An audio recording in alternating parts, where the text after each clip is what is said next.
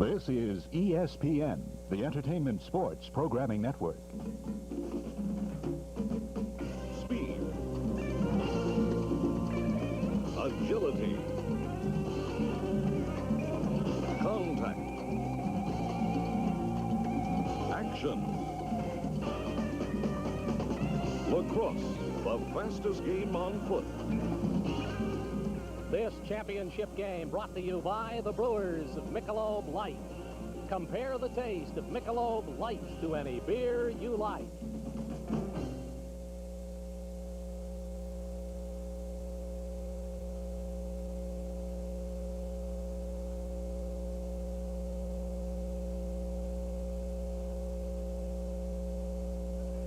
Welcome to UMBC Stadium in Baltimore, Maryland, the site of a 1980 Club Lacrosse Association championship game between the Rough Riders of the Long Island Athletic Club and the defending national champion Maryland Lacrosse Club Rebels.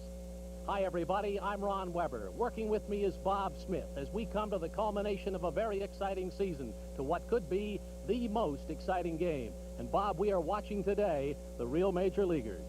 That's right, Ron. Both teams have over 30 All-Americans. The U.S. Club Lacrosse Association is where all the great All-Americans come to continue their lacrosse careers after they graduate from college. MLC with 16 All-Americans on their team, and the Long Island Rough Riders with 19.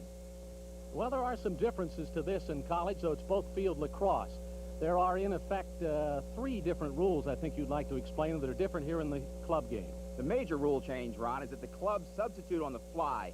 They don't have a horn. They don't take timeouts to get people in and out. That's the major rule change. The other major rule change is that the goalies stay in the game when there is a foul committed, unless it's a flagrant foul. And that keeps the game moving along. There's no timeouts to get another goalie in the game and substitute and so forth. And beyond that, you will not find the clubs using a lot of defensemen to play midfield defense. Therefore, there are more transition goals and more fast break goals. And quite frankly, I think it makes for a better game. A year ago, these same 2 teams played for the club championship, and Maryland came out winners 16-12. But earlier this year, in inclement weather at Severna Park, it was 11-9 in favor of Long Island. So there's a revenge factor on both sides, including Arlie Marshall for MLC, right? I had a chance to talk to Arlie Marshall early today about that prior game and also some of the keys in today's game. Earlier this year, MLC lost to Long Island, Arlie, in some pretty miserable conditions. Give us a little bit about that game. Well, that was the first game for both of us, first club game we both had played, and it was played at the end of a high school, and it rained all day, and I think it was not indicative of the game that both teams are capable of playing, mainly because it took away the fast movement and the offense of both our clubs.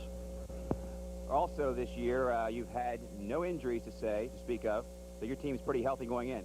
Yeah, we've been very fortunate throughout the season. We've had very few injuries, and everyone we started with at the beginning of the season is going to be with us today, and we hope they're all going to do the job. What do you see the keys of today's game being? I think like any other big ball game, the key is going to be who plays the best defensive end of the field and who picks up the ground balls and moves the ball down the field when they get it in their stick. And I think that's going to be the key to the game. Coach Arlen Marshall, coach of the defending national Maryland Lacrosse Club champ, thank you very much and good luck today.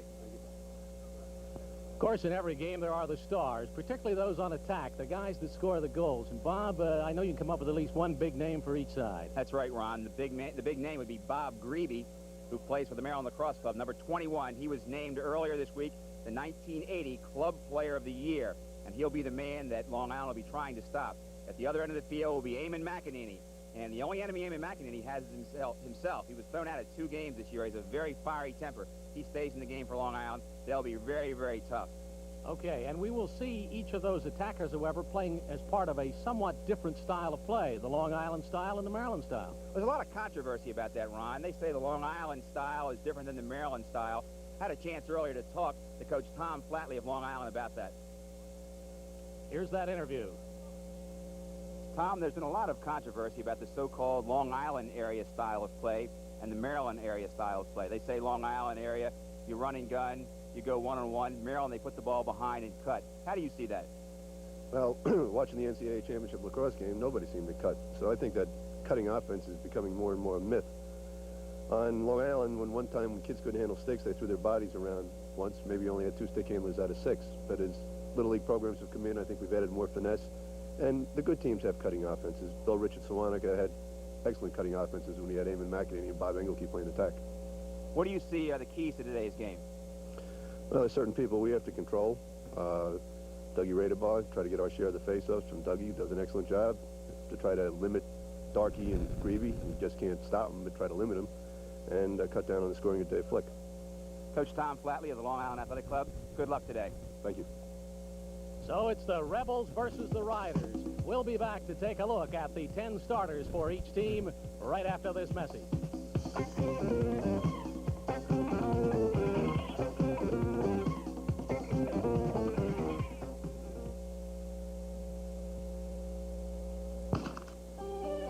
You're the skeet shooting expert. What am I doing wrong? Let's talk about an open beer. Better yet, over a Michelob Light. A light beer? Since when? Since Michelob Light. The rich, full-bodied taste of Michelob Light. Compare it to any beer you like. This Michelob Light's one fine beer. Now, if I can only raise my scores. Hey, you want really high scores? Yeah. Go back to golf. Michelob Light. Compare the taste to any beer you like. Introducing the visiting Long Island Athletic Club at midfield, number 9, Bobby DeSimone from Johns Hopkins. On attack, number 11, Eamon McEnany from Cornell. Also on attack, number 14, the little round man, Tommy Postel from C.W. Post. At midfield, number 25, Scott Bulger, the All-American from Johns Hopkins. Also on attack, number 47, Frank Catrone from Johns Hopkins University. In the goal will be number 3, superstar Bill Baroza from Roanoke College. Assisting him on defense will be number 27, the All-American from Adelphi University, Jimmy Burke. Also on defense will be number 41, Joe Kovar from Cortland State.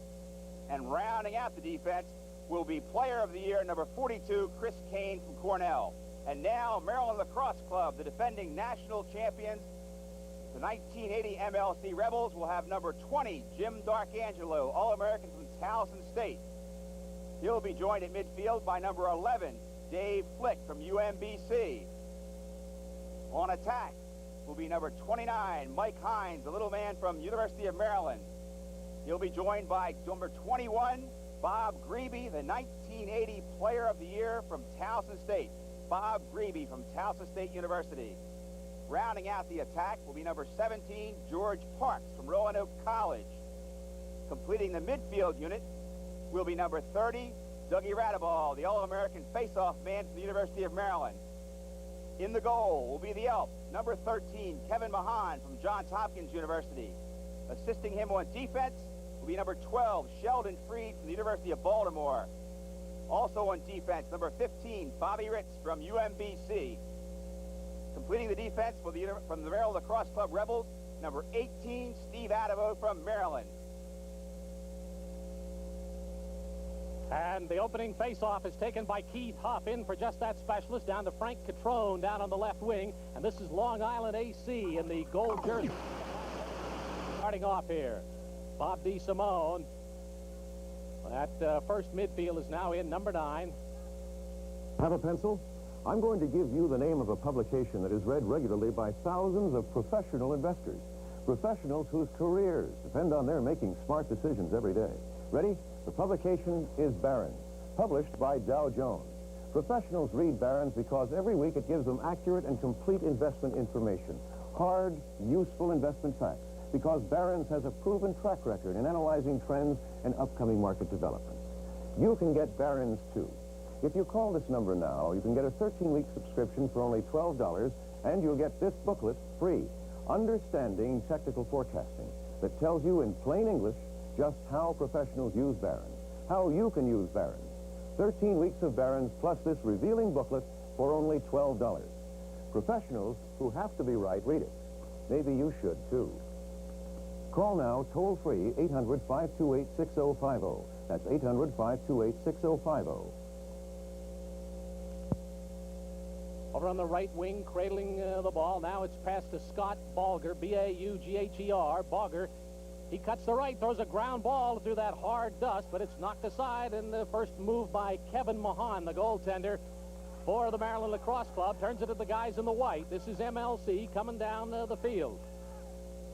Jim Darkangelo trying to get in deep. A shot by Dave Flick, and we have a goal right off the bat. Flick of UMBC playing on his old home grounds. Bob Smith drills it in. Dave Flick, we'll see here, comes back with a give and go from Jim D'Arcangelo. We'll see as it comes up in a moment. You'll see D'Arcangelo comes in, gives it off to Flick. Flick beats his man. There's no slide from the crease area, and Flick fires it over Billy Barroza, stick high, offside, and Maryland Lacrosse Club has their first goal. They like to get out early. 14 seconds into the game, Maryland takes it right away. Here's Radebaugh, their face-off man, down in deep on the right side. Flick, the goal scorer, chases after it. It's checked stick to stick, which is, of course, illegal, and knocked away from his grasp by Keith Huff. One of the real keys to this game, Ron, will be how many face-offs each team gets. And Doug Radebaugh was awesome last week in the semifinal game against Mount Washington. He got about 80% of the face-offs. He does that here today. Long Island's going to be hard-pressed. Every time I say Huff, I should say Keith, because he has a brother, Kevin, who also plays on the team, and they often play together in the midfield. Now, they're being ridden before they come to the first line, before they get to the center line. Good checking is being made in there.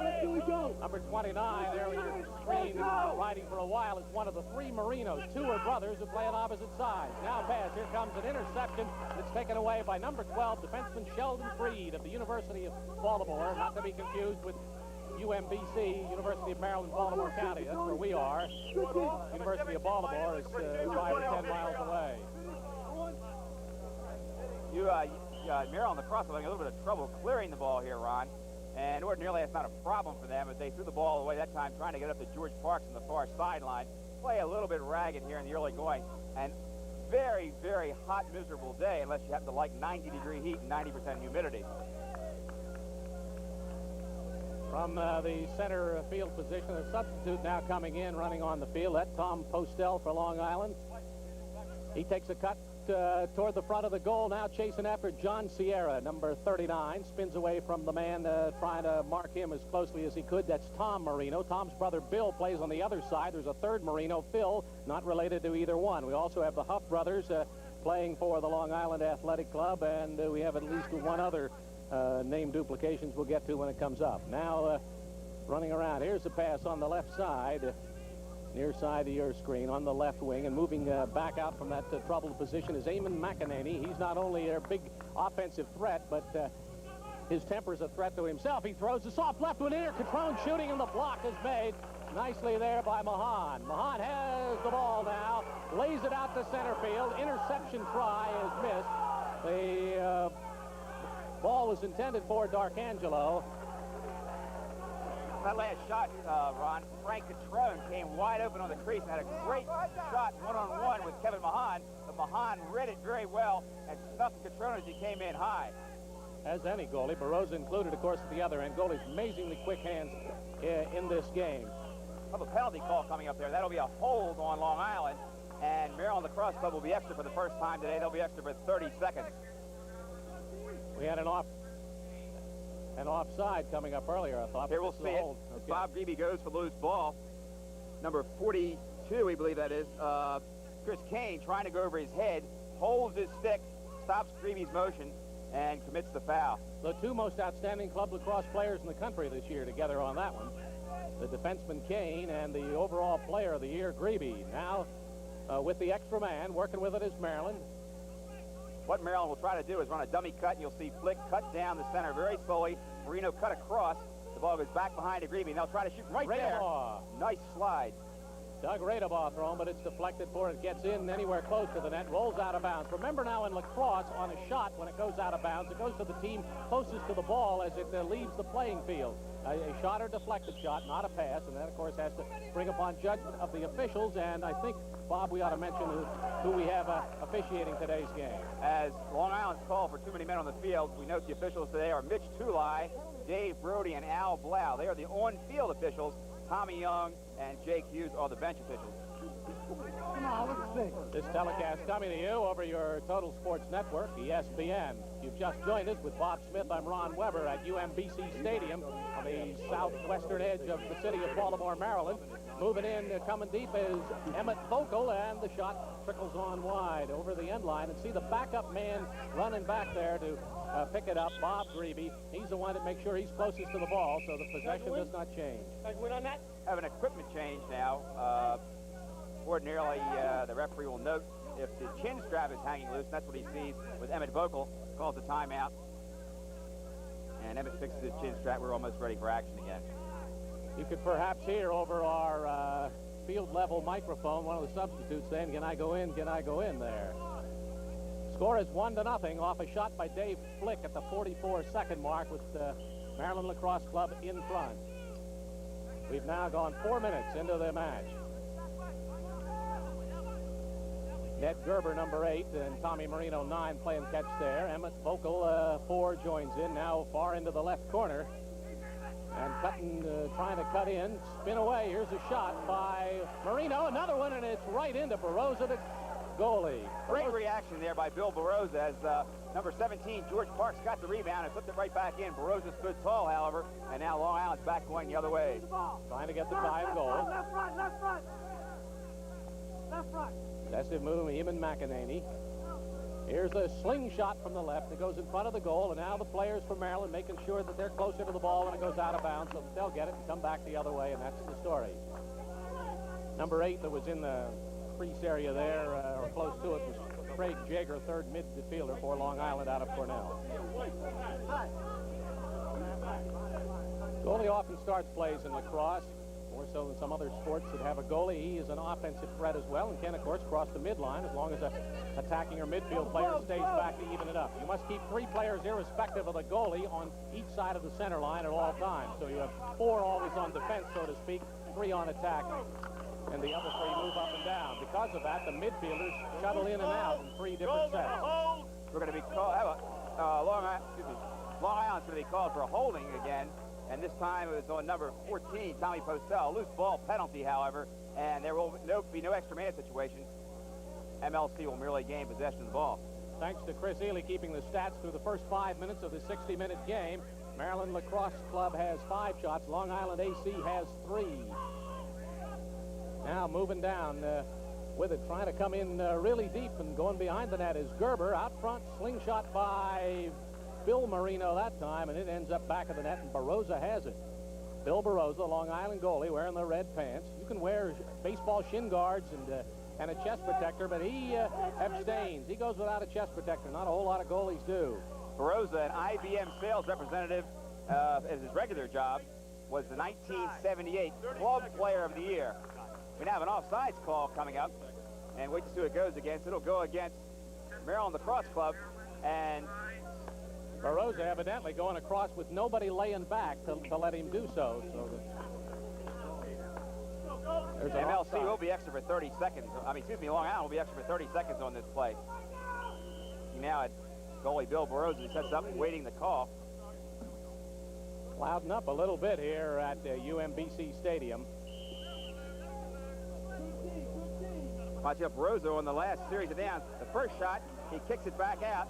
It rebounds, picked up, and he saves again, only having 1 foot back in underneath of him, dragging the other one back, but nevertheless he saves as we see Maryland Lacrosse Club going back down on a fast break. D'Arcangelo goes way across. Holding the ball now is Bill Marino. The flag is down, a slow whistle coming up here, and backing out of the goal box area without meaning to, I guess, was Marino, and that causes the penalty to be assessed right here. Inadvertent whistle, we see. There's no penalty this time, Ron. Okay. Referee Dave Brody a little anxious. We see MLC still leading, 8:54 remaining in the first quarter. MLC 1, Long Island nothing, and Long Island not even getting a good shot off on the last extra man opportunity. MLC now going down on offense. Lacrosse employs a slow whistle, and the referee or official designates so, could be umpire or the field judge, with a... All right, in the white, Maryland Lacrosse, they're all in white with the blue numerals, with the gold jerseys, black pants, Long Island, their goaltender wearing the red, their goalie. Here's the shot rammed down the middle, and a good block of Mike Farrell's shot as he tried to skip it past him calf high, and Barroza now has it. Fades out to his left. He's in a pickle here, and then he gets it back in the corner. And that man with it right now is number 11 for Long Island, Mike Farrell. Maryland Lacrosse Club in a zone ride here. Now they'll drop back as the ball comes over to a defenseman. Actually, Maryland setting up on the attack end and zoning down on the midfield end. All right, the front. You stay on the front. Stay outside. Chris, go! All right, moving up the left side, this is Jim Burke, one of their defensemen. He is now going to lay back on his side of the offside line to spring the midfielders loose. And now the 6 men who are trying to score. Moving in deep is McEnany. Tries to get away from the check there of Adamo and the loose balls at midfield. Those two players, of course, cannot cross the center line. They could lean on their cross across it, but can't put their feet on the other side. Kane gets it for Long Island, their ace defender, to Catrone, who's one of their attack men. And his pass now to Harold McVeigh. McVeigh and Bob Engelke, although not starting attack men, see a lot of action. Both, by the way, are from Adelphi College on Long Island. McVeigh still running with it. McVeigh being marked closely by Bob Ritz, the UMBC man playing for Maryland Lacrosse Club. Trailing 1-0. A little over halfway through the first quarter. And here's a shot and a score as a driving shot is thrown in there by Joe Taylor, second midfielder, and he slams in the tying goal with just over 7 minutes left in the first period. 7:58 of the first period. We're tied, and here it is again. We'll see it coming up from behind the goal. You'll see McVeigh bring the ball back out front as Joe Taylor cuts off a pick and gets a beautiful shot offside, off stick side, right by Kevin Mahan. And Long Island has finally tied this game. They went over 7 minutes without scoring a goal. It's now Maryland Lacrosse Club 1, Long Island 1. Radebaugh and Huff again at midfield. That's right, Keith Huff and Doug Radebaugh. Radebaugh, rather famous lacrosse family, Bob, right? Doug Radebaugh owns his own florist shop here in Baltimore. Has been playing club lacrosse for 7 years, a former 2-time All-American and World Teams player. He went to the University of Maryland for his college lacrosse. I think somebody broke the restraining line too soon there, and it goes over to Maryland Lacrosse Club.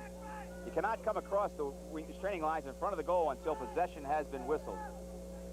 Bill Marino back of the net. He's the feeder from back there. Now tries to cut out front. He has it. Wants to turn toward the goal, and 3 of them collapse on him. Patillo, 0-0. The latest one in there to knock him at him pretty hard. 41 goals.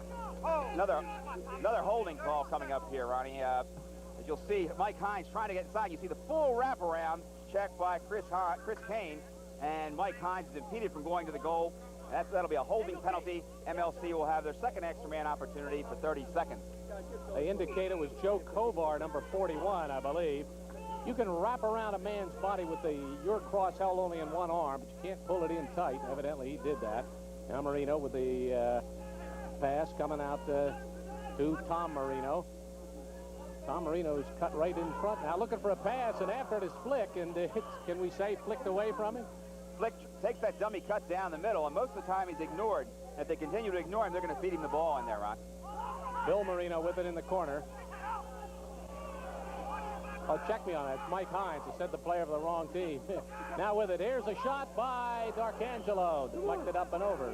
In lacrosse, they try to play the ball up and over the crossbar, 6 feet above the ground here. MLC seems to be shooting high on Burroughs. We're not sure why. The ground is very hard. The ball will take an excellent bounce, but why they're putting it up high on him, I don't know. Shot by Greavy, but it doesn't get through. When I called 29, not Bill Marino now, it's Mike Hines, University of Maryland product. 35 All-Americans can be on the field of today's match, the Club Lacrosse Championship for 1980. Their players are all even now as MLC was unable to score on that extra man opportunity. As you see Hines try to drive in against the midfielder. Hines, a little guy, but likes to bear in, uses the full weight. D'Arcangelo's turnaround shot to score as he pulled away from Taylor and threw it into the upper right corner of the net. But we've had a slash in there that I guess won't be called now. The slash will be called, Ronnie. Only technical fouls are released by the goal. You see a roll dodge by D'Arcangelo. He comes back hard left, turns back right, and beats Billy Barroso on the offside, where they've had a lot of success shooting against him. And now we have a timeout being called. And Maryland Lacrosse Club just scoring the goal does take the timeout. So far, the game's been a little slower than we expected. Both teams filling each other out. And, of course, Maryland will have another chance, an extra man opportunity after this timeout is called. But they'll have to get the ball in the face-off. 5 minutes and 27 seconds remaining here in the first period with a score 2-1 in favor of UMBC, in favor of the home team here at UMBC. Listen now. Listen now. Everybody know what you're doing in reverse serve. MLC huddle. Okay, let's go.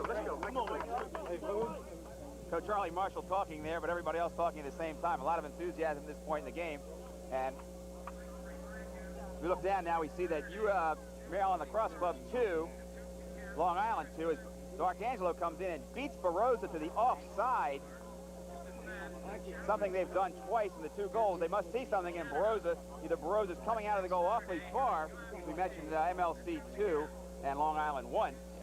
Shots at 10-4 in favor of the Rebels, so I guess they've deserved the 2-1 lead they have accomplished here with some 9 minutes and 33 seconds of the game having gone by. This for the Club Lacrosse Association Championship. They'll face off at midfield. They must hold the sticks in a right-hand mode.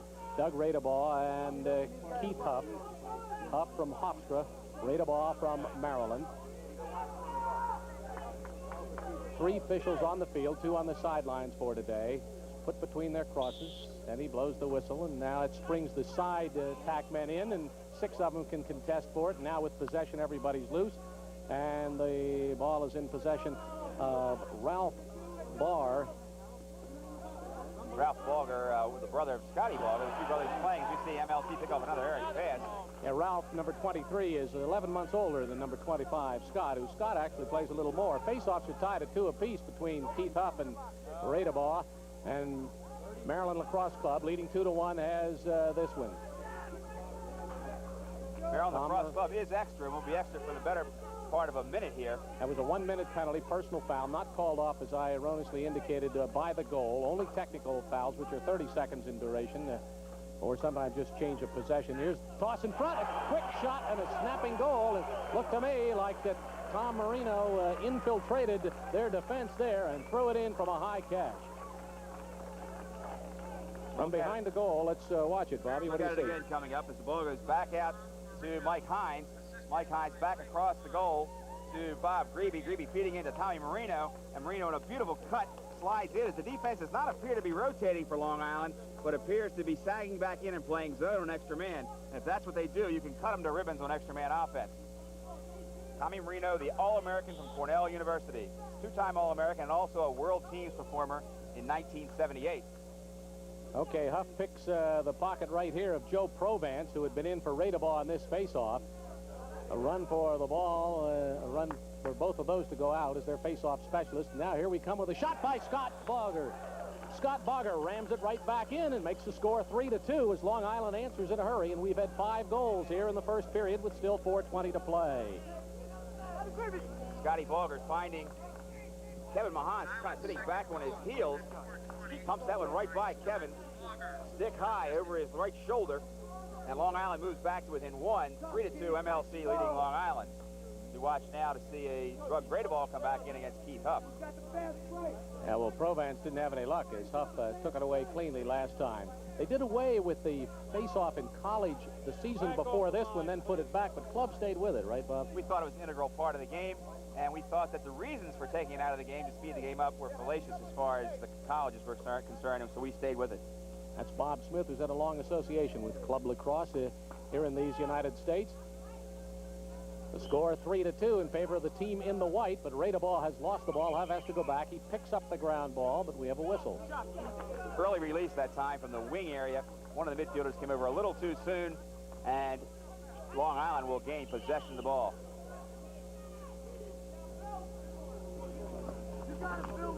Sun starts to beat down even harder after sort of going through a hazy clouds for a while. Emmett Vocal riding the Long Island possessor very close, but he passes it in deep. Bogger with it, faking around, looking back at DeSimo, decides to keep it, throws it in front, and it's dribbled away by McEnany, and he runs it into a corner. No pursuit given him there by defenseman Sheldon Freed, number 12 of Maryland Lacrosse Club. He falls over the net. The shot, the man in the middle there is Mahan, and Kevin clears it. The goalie getting it up the side. A bad thought of a pass there by Adamo, and it's knocked away. Scramble for the ball. Can't be picked up right away by anybody. Ned Gerber, number 8 of MLC, had a shot at it. So did 18 Phil Marino of Long Island, and the visiting Rough Riders have it, I believe. Long Island retains possession. That time, the ball bounced off one of MLC men's legs and rolled out of bounds. It was run down by Tommy Marino. So Long Island keeps control and they'll be trying to get back in this game. They're trailing by 1. Maryland Lacrosse Club 3, Long Island 2. Crisscross between Jaeger and DeSimone out at the goal box line. That's 35 yards from the end line. There's 15 yards from the end line of the front of the goal and 20 yards out front. And that's right where he stands now as he backs over that line.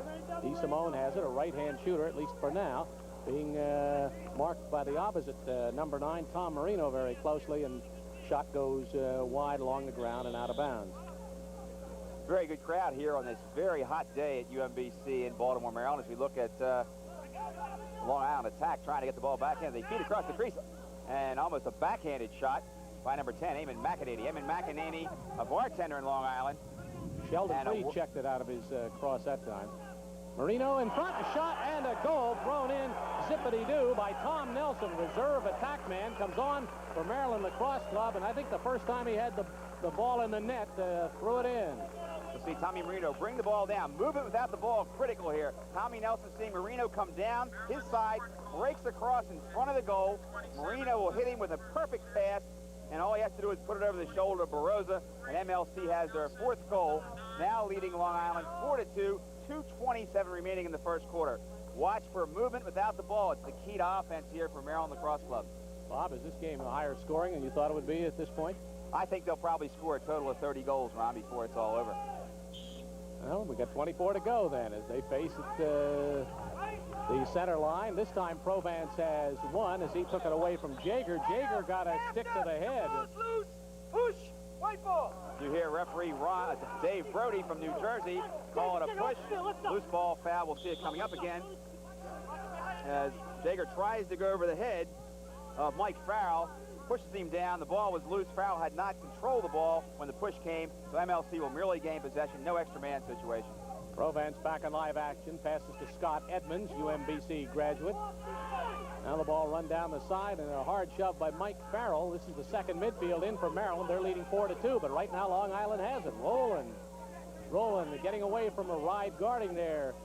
Penetrating down the right side, John Sierra stumbles and keeps his balance there despite the brush check, and a ramming shot taken by Jim DiNicola, and the follow-up is in. Harold McVeigh took that rebound beautifully and backhanded it right past Kevin Mahan. Excellent alert play by Harold McVeigh, the All-American from Adelphi. We'll see it coming up here again. You'll see the shot come in. The ball bounces loose. Picked up by McVeigh. McVeigh backhands without even looking where he is, knowing just about his position on the field, however, right by Kevin Mahan. And this game is almost tied again, but Maryland still hangs on, leading 4-3 over Long Island. So Joe Daly, who was showing some concern he could get his ankles taped the right way before the game, must have them in good order. They moved there, and a nice play is scored. Joe Provence called for stepping on the stick of Ronnie Fraser. Ronnie Fraser, one of the great players in the history of club lacrosse. All-American at Syracuse University, a national sales manager for the Coca-Cola Company. Ronnie Fraser, 36 years old, nicknamed by one of the sports writers here in Baltimore, Boom Boom, when he knocked a goal down with a shot. Fraser, an outstanding midfielder over many, many years. Riding with him was Joe Provence in that sequence. Now trying to move it in from the left wing is Eamon McEnany. He gives the reverse twist, shoves it, then it goes on by Kevin Mahan and out over the end line. But the backup man keeping it in the possession of Long Island is Bob Engelke. I used to remember Joe Cowan doing that quick little pirouette, a great Johns Hopkins player, and tried out for the Baltimore Colts in football about a decade ago. Joe Cowan, of course, the man who made plastic sticks, and I say made them, didn't manufacture them. None of the major stars would use a plastic stick. They all use wind sticks till Joe Cowan used them as we see a shot beyond the goal, not backed up very well by Long Island, backed up by Kevin Mahan, and MLC will get it. Joe Cowan, the first superstar to use a plastic stick, and from there on, everybody began to use it. Now they have aluminum shafts and plastic heads, right? And they're pretty much indestructible unless you bend the handle. By the way, 47 seconds remaining in this quarter. MLC 4, Long Island 3. The guy took that last shot that wasn't backed up to lose possession was the other Huff, Kevin Huff. Now it's trying to reach the ball, but not doing too good of a job, Bob Katz, as he sort of stumbled and the pass too high, and the combination turns it over to Long Island. It can be walked in, doesn't have to be thrown. The player that starts it after the whistle could just keep it and romp up the field. Joe Taylor now makes a pass to Eamon McEnany. second inning moving in with Bob Rich marking him, or riding him, as they say more often in lacrosse. Pass is back out. This is Kevin Huff now, shorter of the Huff brothers. His pass to Taylor is fumbled. Loose ball, a ground ball, and it's going to be scooped up by McVeigh, despite tight marking there by defenseman Steve Adamo. McVeigh gives a bounce pass to his teammate, who slings it, and it's blocked out in front. Shot by Fraser was stopped for a moment. In the scuffle, the ball ends up behind the net. And that's the end of the first quarter. MLC 4, Long Island 3, and this the 1980 United States Club Lacrosse Association Championship. Stay tuned for more action. We'll be back in a moment.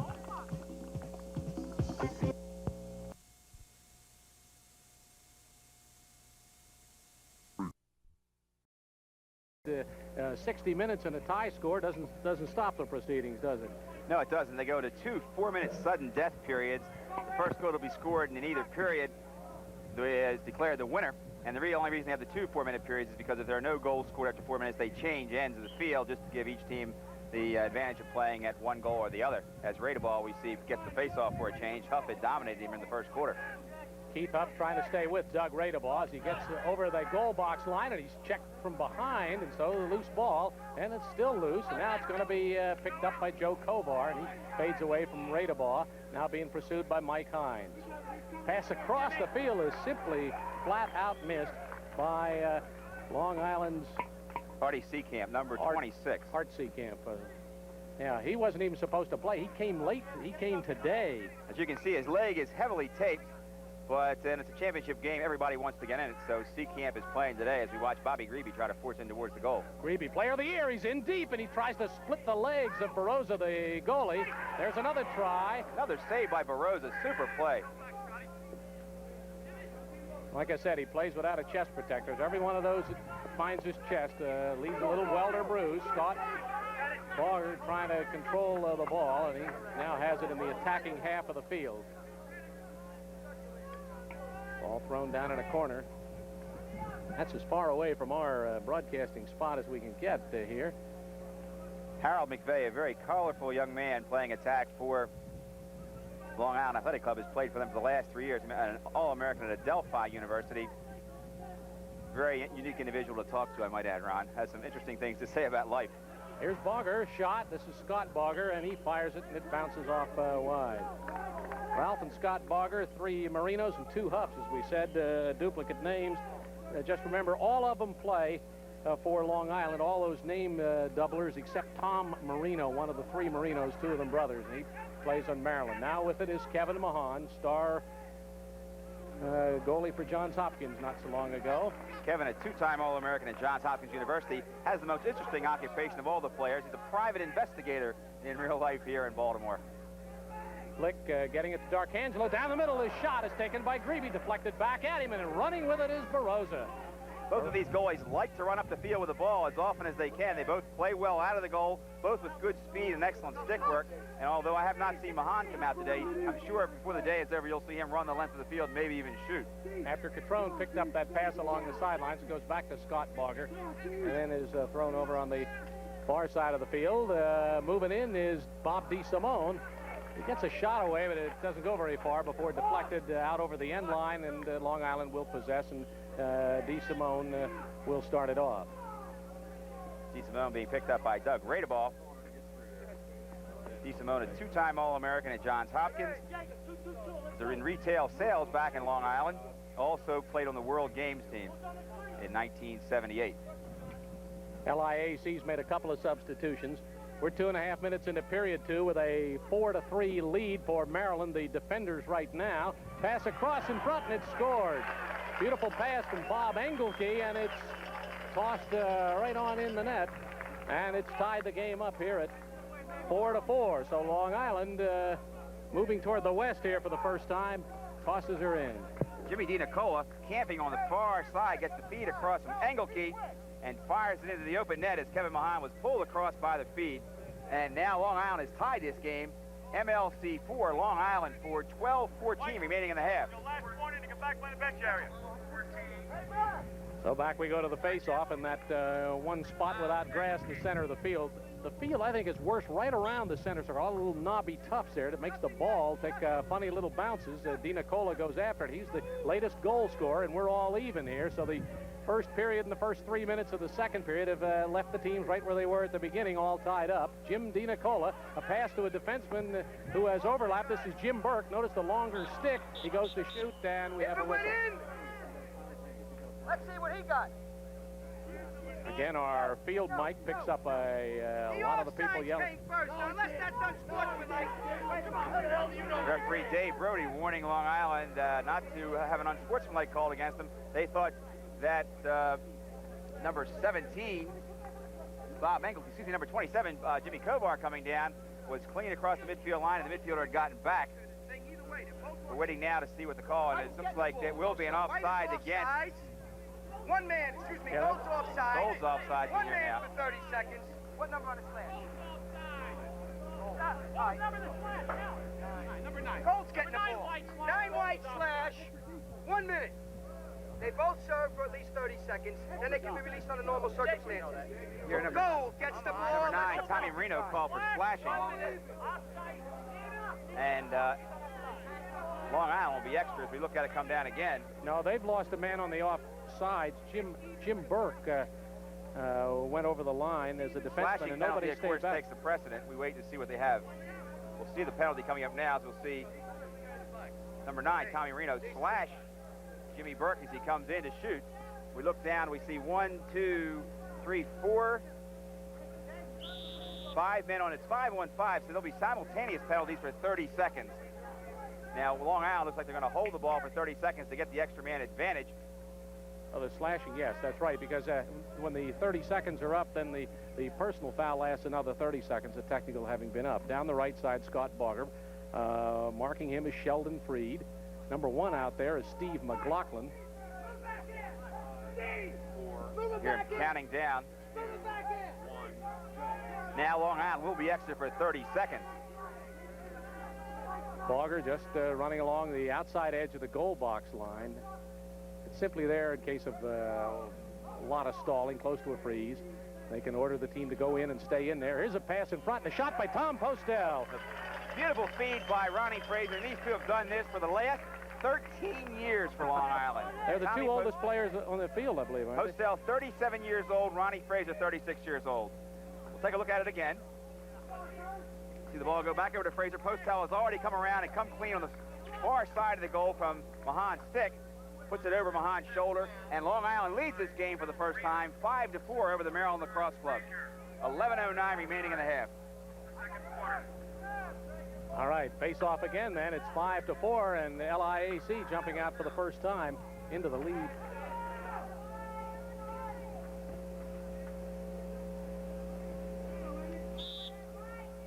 Okay, on the draw, and this is, of course, one of the real tough things. This is Joe Provance against Keith Huff, and help provided by the wing midfielders.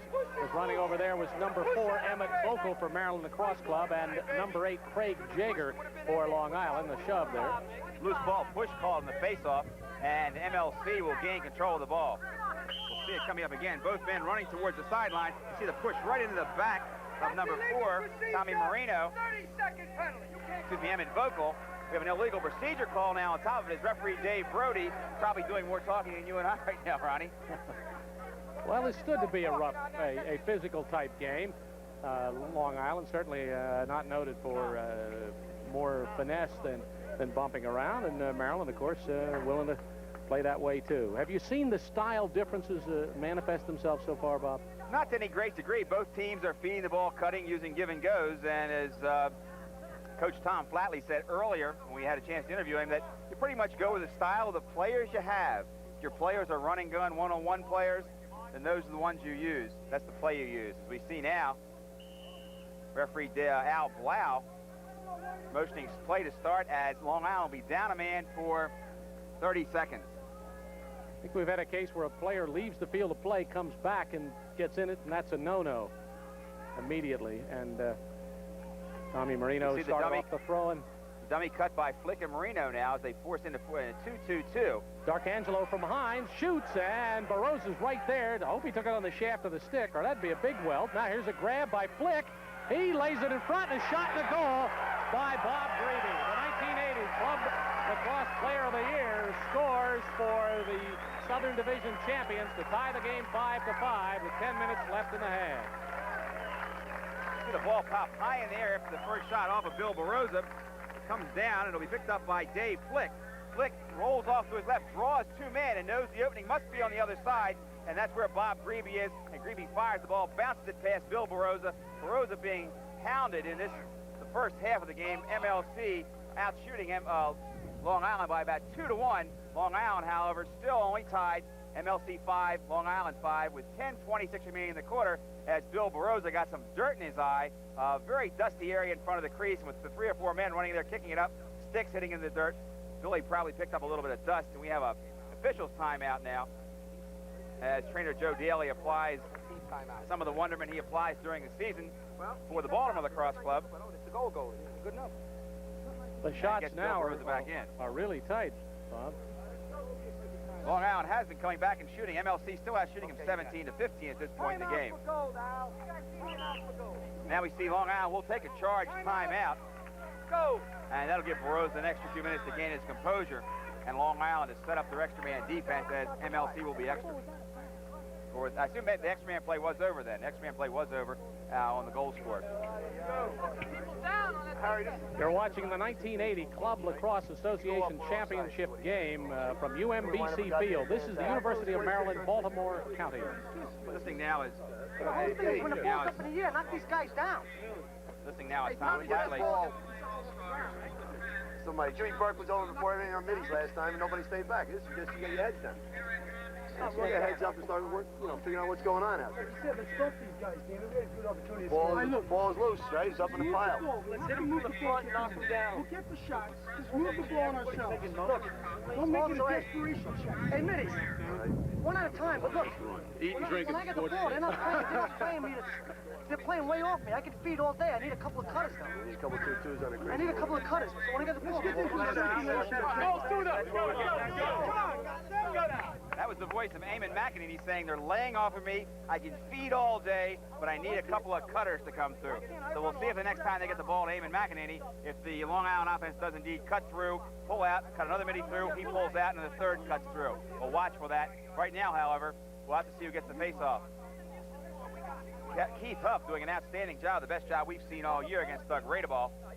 Keith Huff, owner of his own contracting company up on Long Island.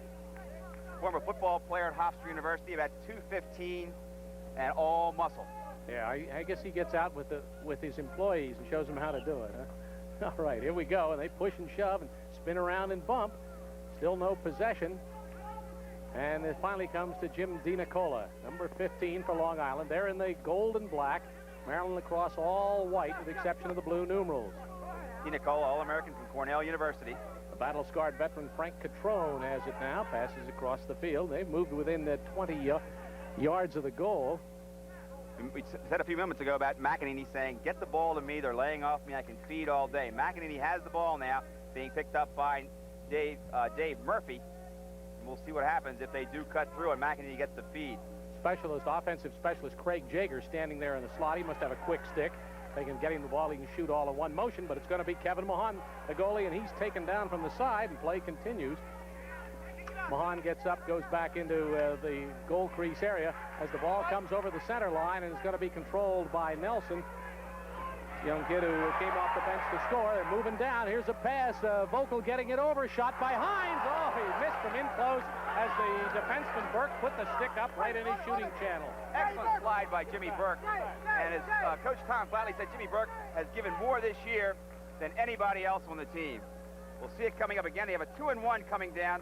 They get the ball over to Hines. Hines, as Baroza actually falls down, overshoots the goal as he saw Burke coming in on him. But Maryland Lacrosse Club gets the ball back with Bob Greavy trying to bring it in front. He wanted to get it to Nelson, knocked away, and a good play made by Tony Patillo, the man who wears double zeros. The ball is out of bounds, chased down by Tom Nelson, but it's going to go over to Long Island. Standing about 5 yards inbounds with it is Chris Kane, their All-American defenseman.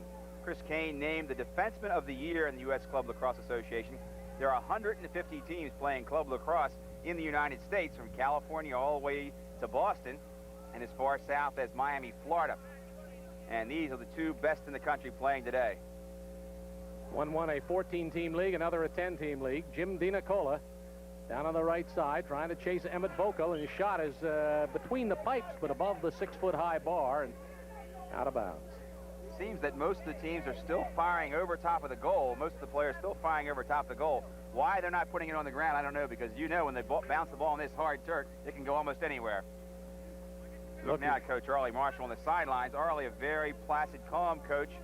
Doesn't get too riled no matter how things go. One of the best technical coaches in this game today. There's a pass not picked up. I was going to say a bad pass, but it didn't look to me like Ron Fraser's was that bad. The stick of his teammate just didn't get up there high enough. Coach Arlie Marshall is a colonel in the Maryland National Guard during the off-season and also during the regular season, but that is his job as a colonel in the National Guard. Has coached 6 club champions, 1 here with Maryland Lacrosse Club and 5 with the Chesapeake or Carling Lacrosse Club. Which was the same club that changed names, right? Right. Ride series on the far side from our ESPN cameras. A long run down taken by the defense. Better be picked up. Here's Grebe, and he slams a shot. And where is it? Nelson couldn't find it. Number 23 in the middle. Couldn't pick it up, and Long Island comes up with it. Long Island seems to be having trouble playing the fast break. That time Chuck Wheats, the defenseman, brought the ball down. The defense kind of froze, and Grebe had a wide-open shot on the goal, but it was a good save by Baroza.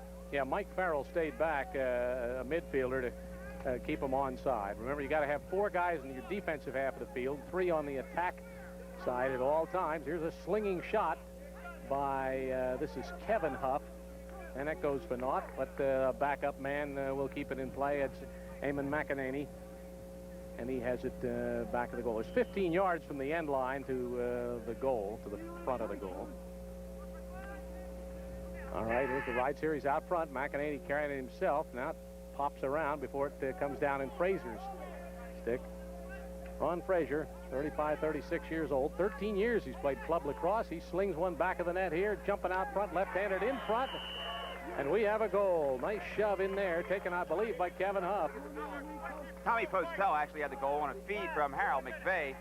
Postel wide open. It was Okay, 14, Postel, not 44. You'll see McVeigh come out front and find Postel cutting in front of the goal. We said movement without the ball is key, and he beats Kevin Mahan on a shot stick side high. On that play also, there was a slash pulled against Maryland Lacrosse Club defense, and so if Long Island can get the ball back, now leading 6-5, they'll be extra again for a minute. 7:09 remaining in this half. Long Island 6, MLC 5.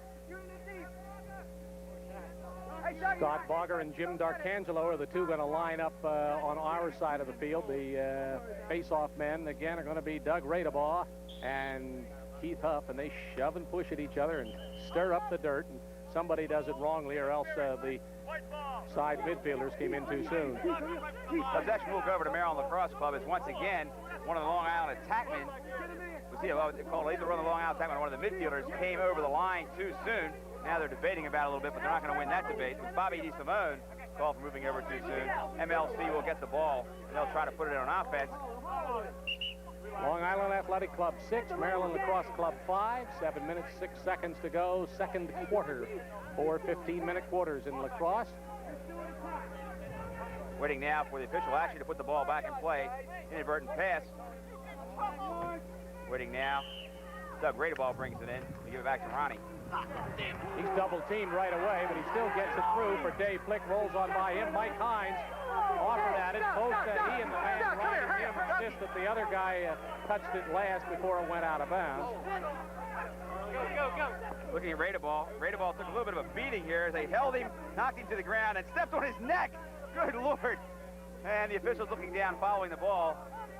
Didn't see that one. I heard Radebaugh yell. We could hear him yell from up here, but I couldn't quite pick up what it was in the crowd. We see now his neck was actually stepped on as he went down. That shows he's tougher than me right away. If somebody stepped on my neck, I couldn't yell.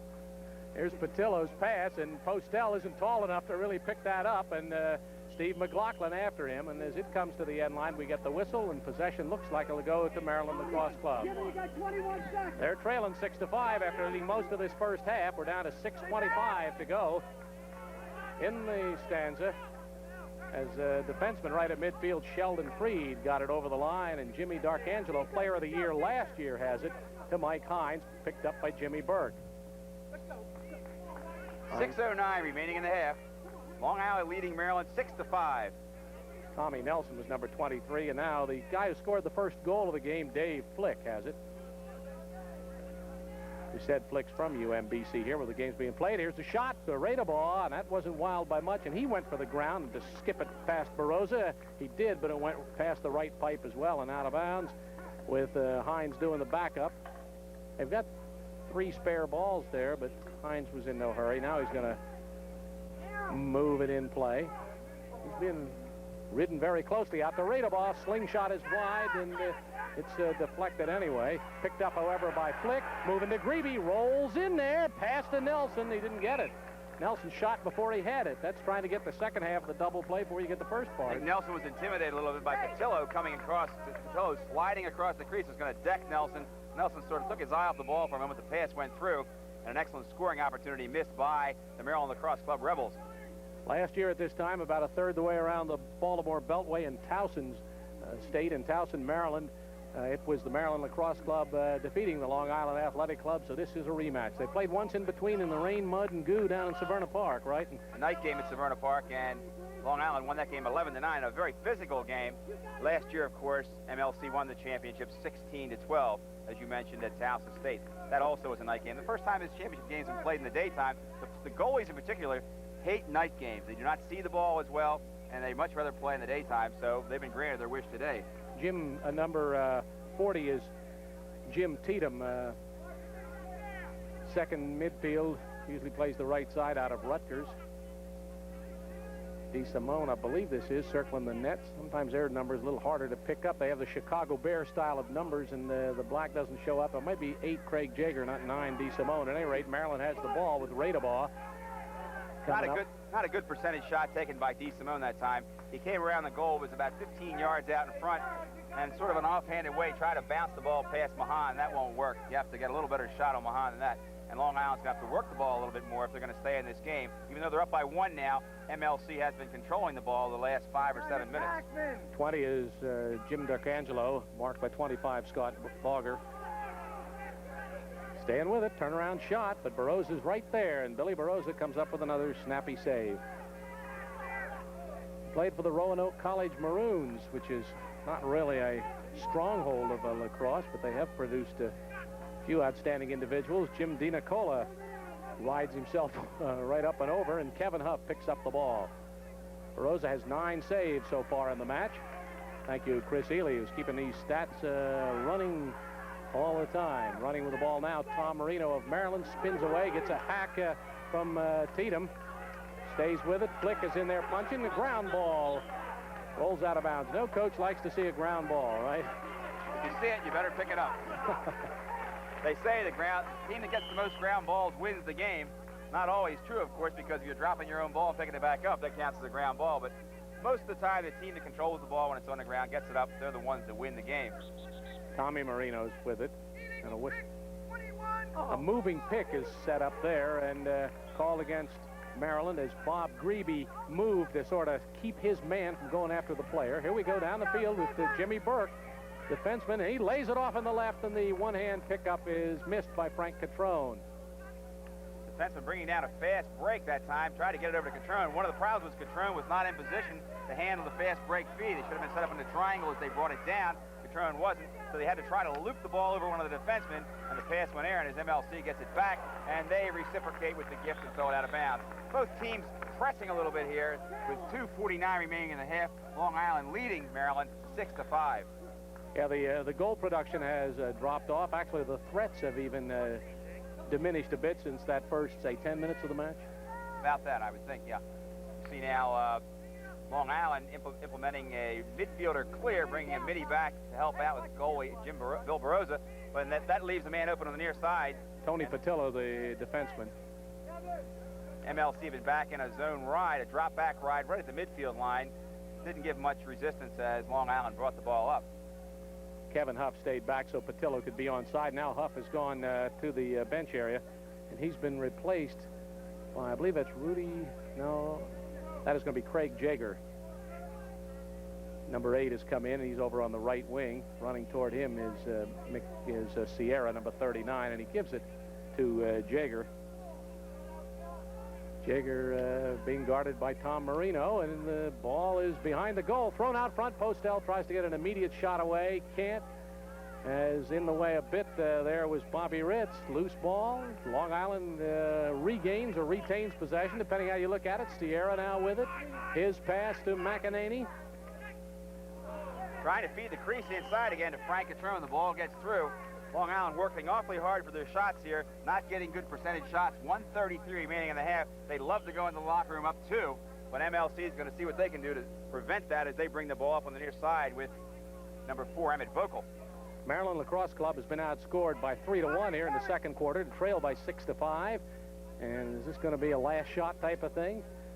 1:18 remaining. They may just hold the ball and try to get the last shot. They don't seem to be too anxious. The Rebels don't seem to be too anxious to bring it in and crank it up. Clock ticking down for you. Come back to the ball carrier, Ned Gerber. Makes a move around. Di Nicola shoots, but Barroza's right there. Joe Kovar standing just off to his right. Barroza, very acrobatic goalie. We have another fast break coming up as Johnny Sierra brings it down. See if they set up any better this time. He gets it over to Catrone. Back inside and knocked down control by Postel, Ronnie. Postel throws it in the middle. Right hand shot coming up here. Swung, and Mahan's right in the right spot. Well, they had a triangle move there, but didn't really get an open shot, and it was handled by, as the shot by Jaeger was saved by number 13, Kevin Mahan. 36 seconds remain in the half. Each coach gets 2 timeouts, and they just waste them if they don't use them, so 3 timeouts. So they take one here. Looks like Maryland Lacrosse Club wants to plan and think about this, and they're going into the huddle. Let's see if we can pick up what they say. Then look back for Hani right up here. Hani, you slip back. He's sitting in the goal. Outside the person sitting in the goal. Okay. Make the drive this way, and then look back. Yeah, he's swinging right there. The other people stay low so I can get that pass across, okay? Guys, you're back. Be low, though. Okay. You're going to be low to start with, and then you're going to swing back. Okay, let's go.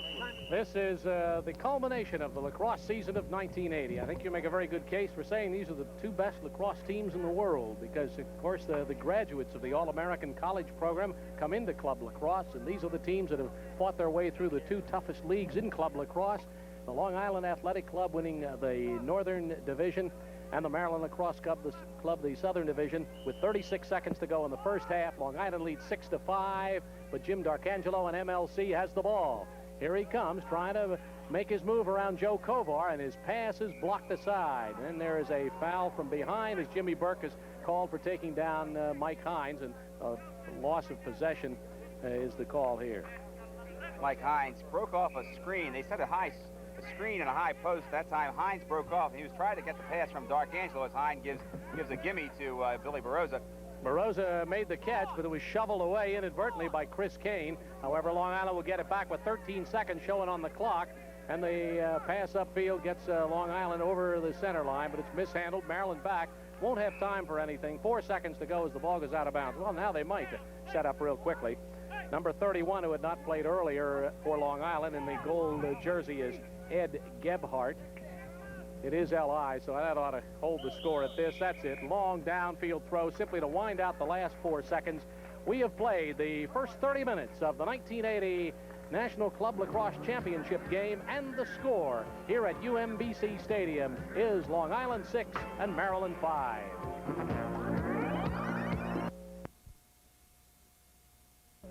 Long Island scored on 2 good feeds to the crease area to Tommy Postel, who beat goalie Kevin Mahan 1-on-1. The 3rd goal came on an outstanding shot from 15 yards away by Bobby DeSimone, the Rocket from Johns Hopkins University. Coach Arlie Marshall of the MLC Rebels, not wanting this game to get out of hand, has just called a timeout.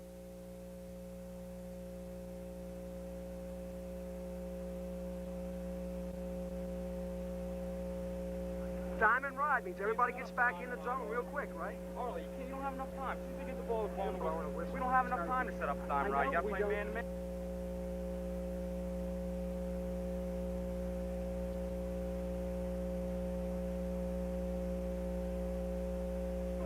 Four goals, okay? Come on, 4 goals. All you got to do is come back, get the ball, put it in the goal, get the ball, put it in the goal. You don't have to score instantaneously 4 goals, right? One at a time. Don't try to run through everybody. Hey, don't try to run through everybody. Come out. Run to the ball. Get the open man. Hey, get it. Negative. Let's go, Raider. Let's go, Wade.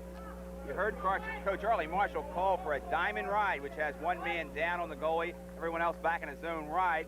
And Doug Radeball said they're putting the ball back in play quickly, which is the rule. We don't have time to set up in the diamond ride. Therefore, they will ride in the regular zone ride at the midfield line.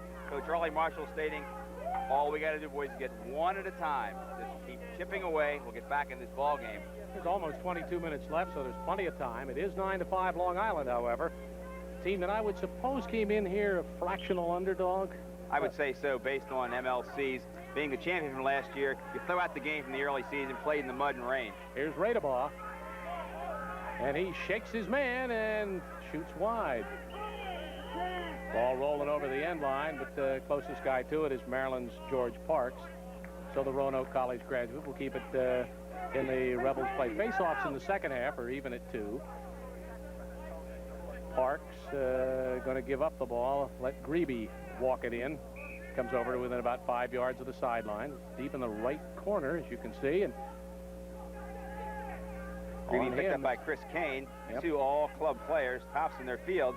Turnaround shot is ending up in Barroza's stick behind the net. Goalie has 4 seconds to stay back there before he must jump out and make things happen. Ball rolling over the sidelines, and Long Island touched it last. This was not a shot, so it's who touched it last that forfeits the ball. Parks with it. Pass to Dave Flick. Here's Radebaugh, rams a shot, and it's wide again, but it will still be Maryland as Hines is again backing up the play, and Kane watches him. Mike Hines will put the ball back in play at the end line. That time, Radebaugh just bounced off a pick and got a nice feed from Flick and quick sticked it in. Maryland's had 5 shots here, but no goals. Running around with it is Flick. He is sort of hooked by DeSimone. A shot. Ball ends up in the net. It's flung out by Barroza, who's mad. His long shutout streak is snapped as he went to... They're going to whistle it down? No penalty. That was a holding call, and, of course, technical foul is waved off after a goal is scored. We'll see it coming up as Dave Flick runs inside. Bob DeSimone wraps around and holds him right here. Flick still manages to beat it, come down with a stick and fire it on a bouncer past Barroza on the offside. And as we say, that penalty wiped out by the real good goal by Dave Flick. Maryland Lacrosse Club now trailing only by 3, and as Coach Charlie Marshall said, let's get one at a time. Technical fouls in lacrosse are less serious than personal fouls, really in a reverse of the terminology used in basketball. You think of technical fouls as a bigger no-no. But here in lacrosse, technical means you've technically broken a rule. Personal means you were personal about it. Here's a shot blocked off to the left. Nice play by Mahan. They need some good goaltending here in the late stages. Sierra saves it inbounds for Long Island. Rather errant flip that can't be picked up by Engelke and is taken by one of the midfielders, and it'll be turned up to Phil. Actually, it's a defenseman there, Bobby Katz. Katz started it up, and Flick now has it. He breaks over the center line with DiNicola on him, and DiNicola checks it away from behind. Perfectly legal maneuver, stick to stick. Running back the other way, Long Island AC, and again they have a defenseman. They'll have it. McEnany wants the ball off to the left. Skipper's in the net. Another high bounce hits the upper right corner, and Eamon McEnany has put the visitors in double figures. That time, Jimmy Burke set up that fast break goal by picking up the ball and dashing the length of the field, flipping it over to Eamon McEnany, and we'll see it coming up here in just a moment. Here it is, Burke driving in hard, not picked up, waits till the man moves. McEnany sees he doesn't have a man open to the pipe and bounces it past Kevin Mahan, screened by his own defenseman. The ball bounces over Mahan's stick and over his shoulder, and Long Island that quickly gets the goal back. They lost a moment ago, now still leading 10-6 over Maryland Lacrosse Club. 5:06 remaining in the third quarter. Long Island with 4 goals on 6 shots in the third quarter, firing on the cage. Maryland has 1 for 6 approximately, I believe it is now. Long Island has the ball again. Jim Tatum loses, regains it. He's going the wrong way. Turned around after he gains his composure. He's got Fraser loose over here and gets it over to him. Ron Fraser, oldest guy on the field, I believe. He and Postel are right in there together. Here's a drive and another goal. Looks like there's nothing to it.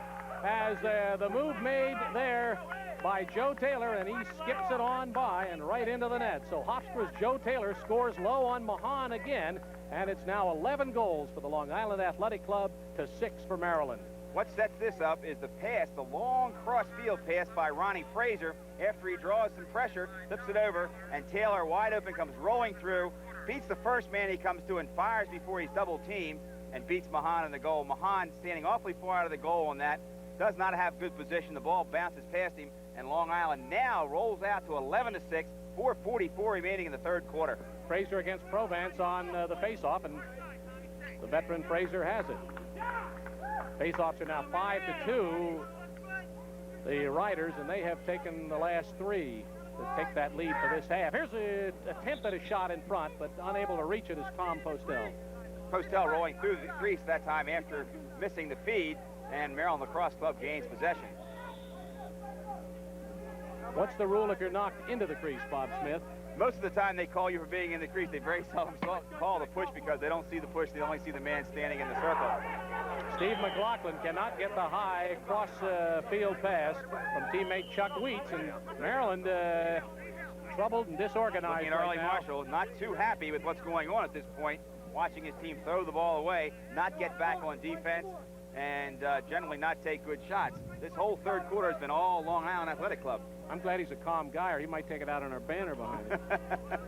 Those banners go pretty quickly. Everybody wants an ESPN banner. All right, here's a shove in deep, looking for Taylor, who scored the most recent goal. He can't get it, but teammate Tatum has it. Tatum now trying to throw it out front, and there could be a turnover. Maryland can get to it. Hines, however, can't pick it up. Rolls by he and Long Island defenseman Kovar, and that's a turnover for Long Island, but compared to the 8 for Maryland, doesn't look like many at all. That's their 5th. 3:45 remaining in the third quarter. Long Island leading 11-6 over the Maryland Lacrosse Club Rebels, the defending national champs, Maryland. Those turnovers are second half totals, right? Beautiful, beautiful goal. Tommy Marino was the one that carried it in deep there. And Grebe with a pirouette, may we say, in the goal. Bob Grebe, the 1980 Club Player of the Year out of Towson State. Marino gets the clearing pass, comes down, he finds Grebe open. Once again, movement without the ball as Grebe cuts across the front of the crease. You'll see Marino coming back here, looking in, seeing Grebe move towards the goal, wide open, pumps it over Barossa, and Maryland Lacrosse Club now comes back to within 4 of Long Island, trailing 11-7, 3:35 remaining in the third quarter. My 30 might be right yet, Ron. Well, they've now at 18, and the pace should pick up if Maryland stays close. All right, with the ball, Long Island, as they get another face-off. That's they've won, I think, the last 4 off the center dot face-off. Moving down is another one of the Marinos. This is Phil, number 18. Phil tries to throw it in deep. It's going to be picked up as he turns it back. Engelke got it back to him, but his shot hit the goalie Mahan in the hip. Upfield after the ball, unable to pick it up is Chuck Wheats, the defenseman. He's going to get another try. Looks like a kid with a shovel at the beach. And it bounces out off of Wheats. He just didn't have any luck at all. He couldn't get the handle, and then he happened to be standing in the wrong place when I think it was Kane's attempt to keep it inbounds. Hit him. Interception here. Moving in deep, a pass, and a save by Barossa. Oh, you got to make those if you're behind, but Susskind didn't get a lot of zap on the shot. Barossa came up with a save. Now trying to work it back as Farrell, and he loses it out of bounds. Very clever play in that last out-of-bounds situation. Chris Kane, seeing he was going to go out of bounds with the ball, actually flipped it back into Chuck Wheats. The ball bounced off, Wheats went out of bounds, and Long Island gained possession on the prior series. Now Long Island with the ball will be trying to clear as they give it back to Ronnie. Barossa has 12 saves in the game, 2 more than Mahan at the other end. That's half the difference in the score, the difference in the saves. 11-7, Long Island leading, with the Rough Riders in the black and gold, weaving it near the center field portion. Now moving down, this is Phil Marino.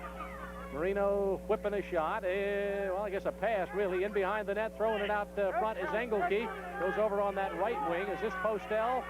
Tommy Postel. Steve McLaughlin riding him. The pass now comes to Eamon McEnany. McEnany will take his time, circling around, and now going to be met by Wheats. Oh, he leaves him out of his shoes there, but he's picked up by Murphy, who chops him down. Mahan doesn't get the ball cleanly, but Murphy has a chance. Has it in the net, and is knocked down and out of bounds. And play is stopped, and Murphy is called for going out of bounds, so Postel can play it for LIAC. A minute 45 to go, third quarter. Once again, Eamon McEnany's temper gets the best of him. McEnany, for some reason or other, felt that the call was missed or that the call was made wrongly. McEnany getting an unsportsmanlike conduct call, and Long Island will be down a man for 1 minute just when they had the ball ready to go back in. That's the first penalty they hear. This is the second half. Referee Mitch Tulai not caring for the conversation from Eamon McEnany. McEnany, a hot-headed Irishman, outstanding lacrosse player. We mentioned earlier, was thrown out of 2 games this year because of his temper, and certainly let it get the best of him at that point. We're down a minute and 3/4 to go in the third quarter, an 11-7 lead by the team from the Northern Division, Long Island Athletic Club of Hempstead, New York. They're in the gold and black uniforms. In the white, Maryland Lacrosse. Tommy Marino's pass to Doug Radebaugh. Back it comes to Tom Marino, back to Radebaugh. On the left side, Hines going to Grebe back of the net. He's trying to set up Tom Marino. Poked at by Burke. Loose ball comes in on Baroza and scored by Grebe over him.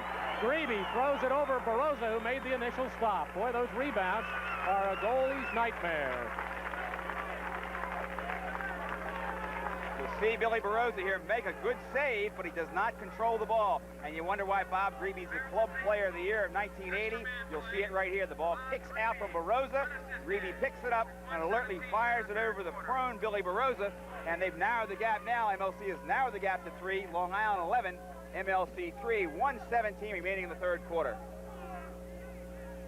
Face-off coming up in center field again, put down by the referee. Radebaugh scoops at it with Keith Huff, and Radebaugh has it. Now let's see if this is the start of a Maryland rally. Shovel pass to Darkangelo. Flick ahead to Flick. He goes on the left side now. Moving in and trying to shove a low shot through was Parks. Couldn't get it through, and it's now going to be picked up by Darkangelo.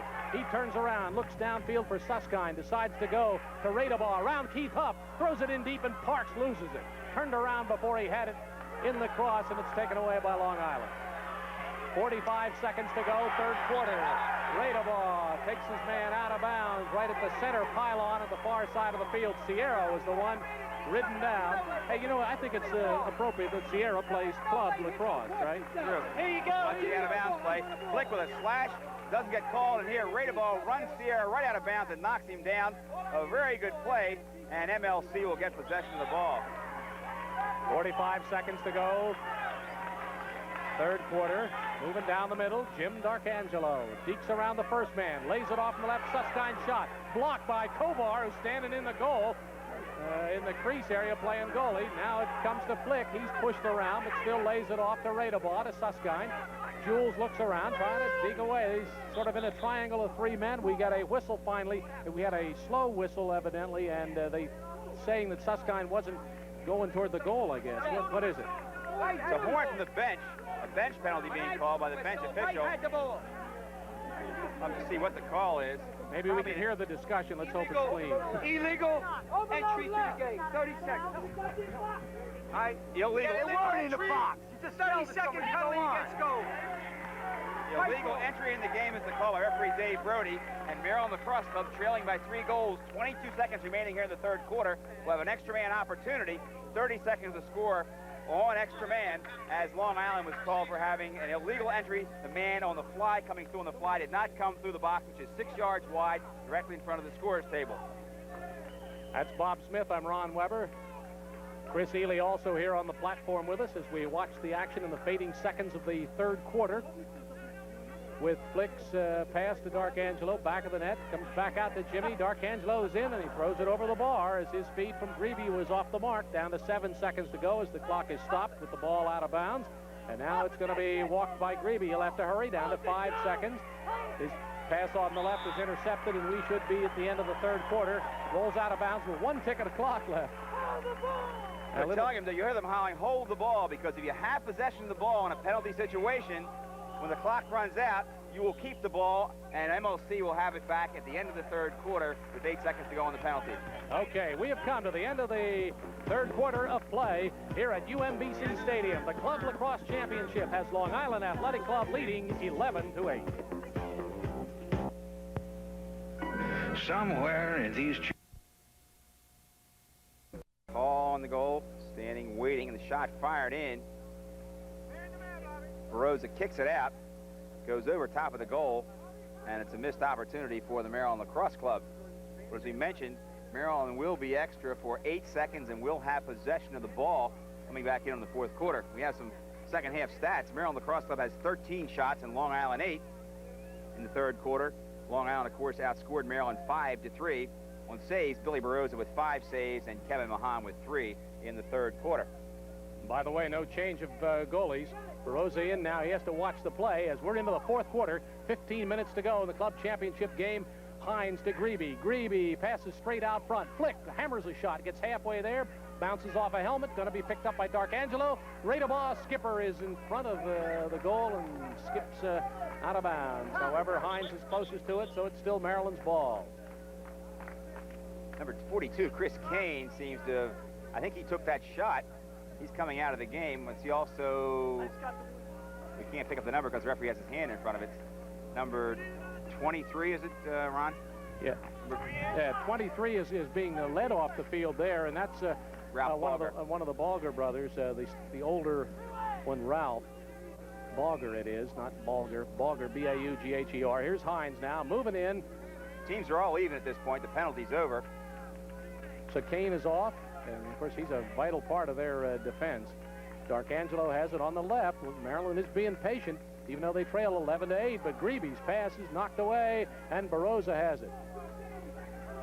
You stand still and feed. You give the defenseman an excellent opportunity to block your feed, and that's exactly what Bob Grebe did that time. Stood still, fed right into the stick of the defenseman behind the goal, as another pass is picked off by Dave Flick. And we see what that call is. Referee Al Blau back behind the goal. Illegal procedure. A man ran through the crease with the ball in his stick. That was Joe Kovar, that defenseman, who made that fine play to break up Maryland there. After the flip of the coin at the beginning of the game to decide which way they go, they alternate every period with one exception, and that is from fourth period to the first sudden death period. They may not change because we have another flip and another option pick. So that's the only time when a period ends that they won't flip-flop. And now with the ball is Eamon McEnany, and there's a deke right around Darkangelo. His pass on the right side missed his man as it just was not picked up and goes out of bounds. Beautiful feed into Harold McVeigh. McVeigh didn't quite handle it as McEnany beat his man and pushed off with his free hand, if you noticed that, Ronnie. Something the referee didn't see, but if it's, you know, if you don't see it, it's no foul, so McEnany got away with it. Let's see what Darkangelo can get away with here. He tries to move around McEnany, who hacks at him, and now the cudgel is taken up by DiNicola. Look at the hacking going on out there. They call the game a little more loosely in club ball than they do in college, and that kind of a slash would probably been called in a college game. In club ball, they let them play a little more. They figure they're a little older, a little stronger, a little wiser, and they let them get away with it. And Arm's got a few more calluses on. Okay, here's a spin-around move by Tom Marino, and he sets up Hines, who goes over the shoulder with it, but it's wide, and the ball goes out of bounds. Hard run there made by Tom Nelson. He's moved in the place of George Parks on attack in a good portion of this game, and Nelson with nice hustle there. Tommy, nicknamed Squatty Nelson, used to be a lot heavier when he played college ball. He also wrestled and lifted weights in college, has lost a fair amount of weight since coming out of college, a little more mobility added when you lose the weight. And he plays crease attack for Maryland. All right, now with the ball, Emmett Vocal. Boy, he's given a stand-up check there by Jager. Gets around him, and the pass across the crease from left to right is headed toward the out-of-bounds line, and making sure it's called a pass. And so even though Gerber hustled over to be closer to the ball when it went out of bounds, judged not a shot but a pass. The last team to touch loses possession. That is Maryland, so it's LIAC on the attack. We've gone about a little over 2 minutes into the fourth period with the score remaining 11-8. Long Island, they want to build the lead, but Burke has lost the ball. There's a hard check against Bobby Katz. Tom Marino picks it up, loses it, tries to get it back one-handed, has to pick up, dekes away from one man. McVeigh takes a slash at the ball, doesn't get it, and here is Kevin Huff's cartwheeling check as he upends Emmett Vocal. And even harder one is Nelson puts one of the LIAC members down, and we get a whistle. Well, the closest thing to flagrant fouls we've had all day. These are all clean checks. We don't want to say they're too rough, but watch, we'll have a whole series coming up here. A good check there on Emmett Vocal by number 44, Kevin Huff. The ball now rolling back down, and we'll see a defenseman for Long Island pick up the ball, and he is nailed by Squatty Nelson as number 27, Jimmy Burke, as he goes out of the game. All good hits, but a little rougher brand of lacrosse in the club level than you'll see in the college level. Also a little rougher brand than we've seen in the first 3 quarters. We're sending out for a roof over our booth right now, I can tell you. Yeah, it's clouding up a little bit more. That does, I think, drop the temperature below the 90-degree mark here at UMBC Stadium, University of Maryland, Baltimore County campus, about 25 or 30 miles north of the main campus at College Park, Maryland. Long throw by Jim Tatum up to midfield, skips on the center line, and is going to be picked off by Scott Weeks. I think Tatum just gave up on that pass, realizing he was going to be killed if he caught it. And he sort of just ducked under it and let the ball bounce over him. And it was a smart move because he had defenseman Chuck Weeks bearing down on him as the ball came to him. Parks couldn't get to the ball that time, so it's Long Island. Parks will stay back to ride a little bit. His man is Joe Kovar. Maryland has thrown the ball away a dozen times now. With about a dozen minutes to go in the match, they trail 11-8 for the Club Lacrosse Championship of 1980 with Bob Smith and Ron Weber at UMBC Stadium, and Tony Patillo double zeros. He was a double zero on that reception. Maryland Lacrosse Club riding on, an on ride at the attack end of the field. This is what you want to do to create the long pass across the field. It worked very well as Long Island threw the ball away and MLC gains possession. Bob Grebe bearing in towards the goal. Against Kane, the other player of the year. Here's a shot, and it's high by Mike Farrell. And he was in pretty good position, too, although DeSimone put his stick up in the way, but still he shot higher than he wanted to. It's Grebe now out front, scuffle for the ball. Once again, shooting high on Barossa doesn't generally work. If Farrell had brought the ball down and bounced it past him, he probably had a little better opportunity to score. So Grebe will start it in play again with a pass to Mike Farrell. Now to Joe Provance. Provance shoved to third midfield compatriot Scott Edmonds. Maryland's pressing hard here, down by 3. They've outshot Long Island 5-0 so far in the 4th quarter. Provance with the ball over on the right side. George Parks has it, goes behind the net. He's got Kovar all over him. Tries to center it, and Barossa wants to take matters into his own hands. Sees his teammate DeSimone beating him to it. Number 9, Bob DeSimone coming up the field. Played at Hopkins, played club ball at Mount Washington down here, and then went up north. Bobby DeSimone has the ball checked away out of bounds, and MLC, we was taking 5 shots in this quarter to Long Island's none. Back in on offense again, firing it towards the crease, and it hits the pipe again. And Ronnie Barossa's got 2 friends on either side of him standing in there. Iron pipes as Nelson shot on a fine feed from Farrell. And a good shot, too. Just was an inch from being a goal and making the score 11-9.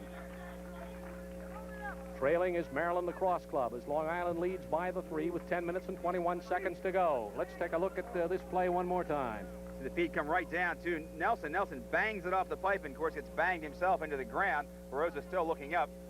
Didn't even see the ball.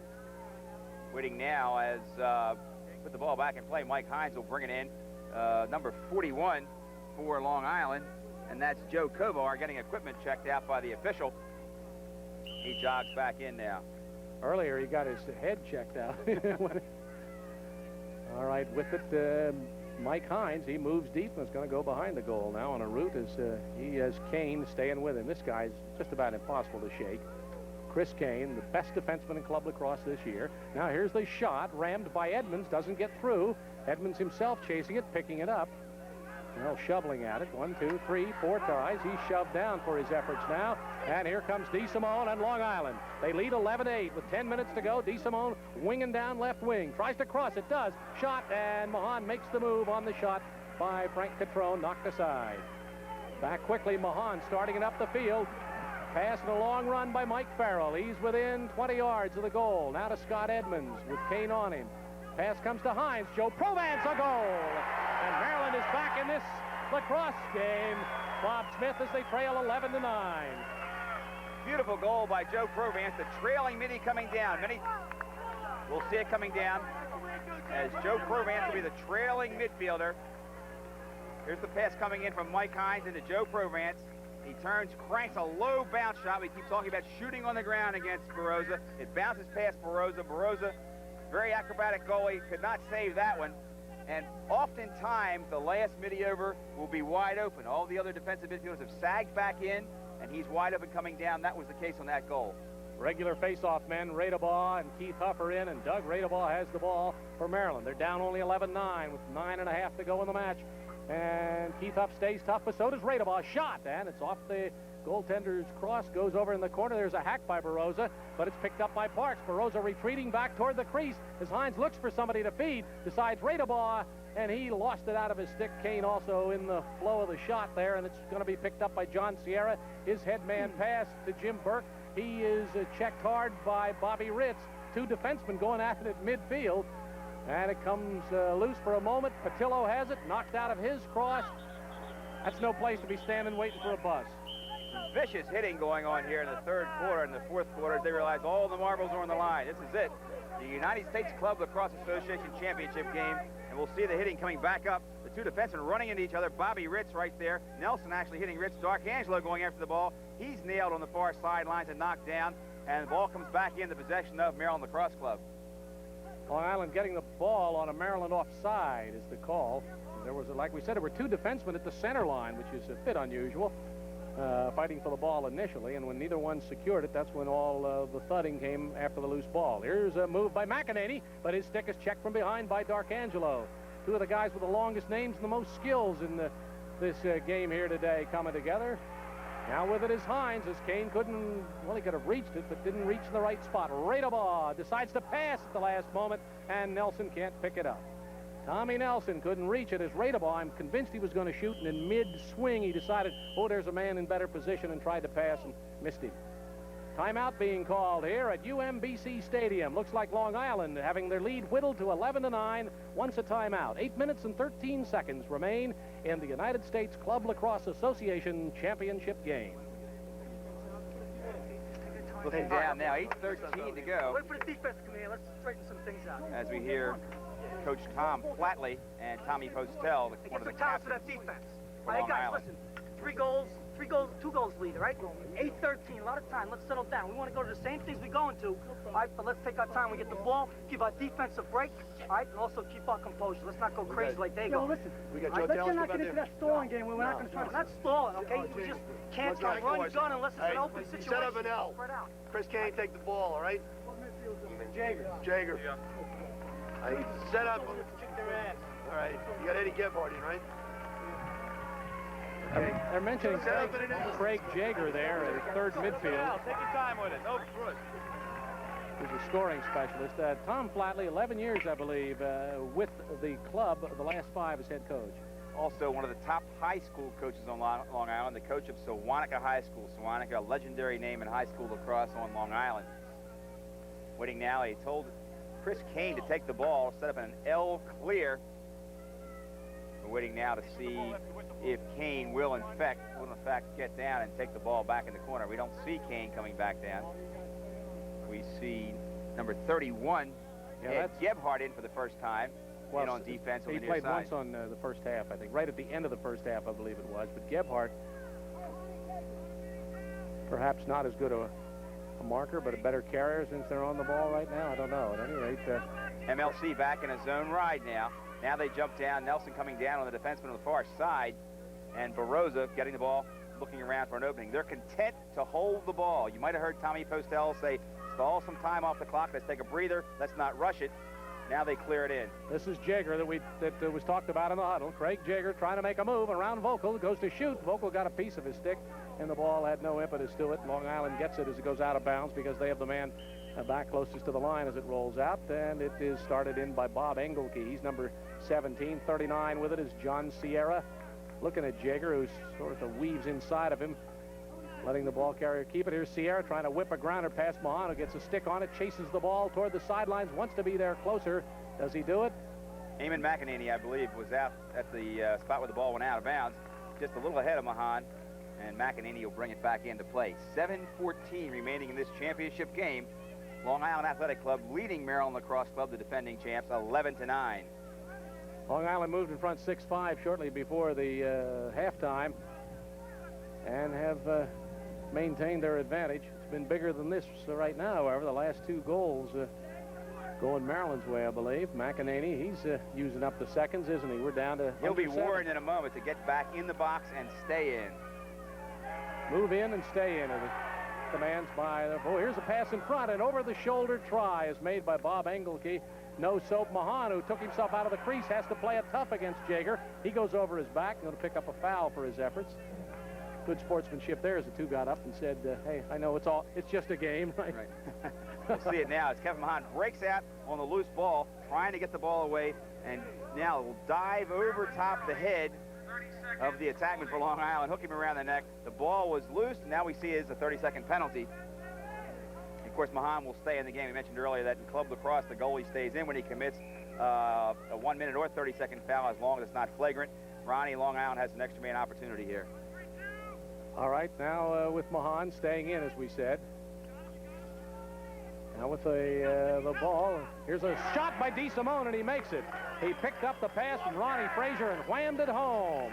And Bob DeSimone from Ron Frazier has scored a very important goal for Long Island. Their lead is back to 3. We'll see now Ronnie Frazier looking across the top of the box, sees Bobby DeSimone. DeSimone has time to wind a little bit, crank, walk in, and puts it up over top, stick side. A tough spot to shoot against Kevin Mahan, but beats Kevin Mahan stick side in the upper right-hand corner.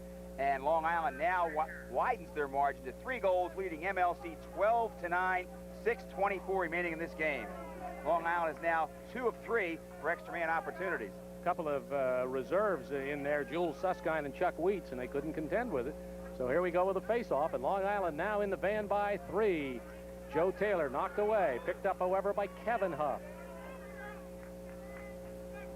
He looks for Frazier going deep toward Taylor, a one-hand bouncer. Oh, my. How did Taylor even control that ball? He caught it right in the top of the cross and hammered it into the ground and bounced it in. That's the most spectacular-looking goal of the day, and it's 13-9. Kevin Huff will pick up the loose ball, brings it over, looks inside, sees Joe Taylor down inside, just flips it into him. Taylor has one of his arms hung up, only has the stick in one-handed, and bounces it in sort of an unorthodox move over top of Mahan. Mahan went down on the ball bounces over his shoulder, and Long Island looks pretty comfortable right now, 13-9 over MLC, 6:09 remaining in the game. The key here, Ron, can MLC get the face-offs? I can just hear a call to ESPN from Joe Taylor saying, gee, could I have some of the tape footage of that? That's not a clinically preferred way to score. Here they come again, moving into the crease, trying to shove it in deep, and Mahan makes, I think, a key save there. If McEnany had scored there and made it a 5-goal lead, it could have been curtains. It's pretty close to it now with 6 minutes to go and a 4-goal deficit, but Mahan picks McEnany's pocket there, and Long Island stays in front only, if I can use that term, by 13-9. Long Island's outscored Maryland Lacrosse Club 7-3 here in the second half. Second half usually a good half for Maryland Lacrosse Club. A very well-conditioned team, a team with great depth, and we see now as Long Island calls a timeout. 5:53 remaining in this game. 13-9 is the score. Maryland Lacrosse Club trails in the United States Championship game of 1980. It's coming to you from the UMBC Stadium in Baltimore. Waiting now as we saw some of the fans a few minutes ago. The sun's back out now. 5-on-5, they're going to pressure Tommy or John, or Ronnie rather. Coach Charlie Marshall. In the box, right? And we get it out there. We work, for the goal. If we don't have a shot, just go 6-on-6 with them the rest of the time. All right? Okay. Any questions on that? Let's go, baby. Let's go. Everybody's spread. Let's go. Let's get him, Joe. Hey, we're going to be extra. Right? 30 seconds left. All right.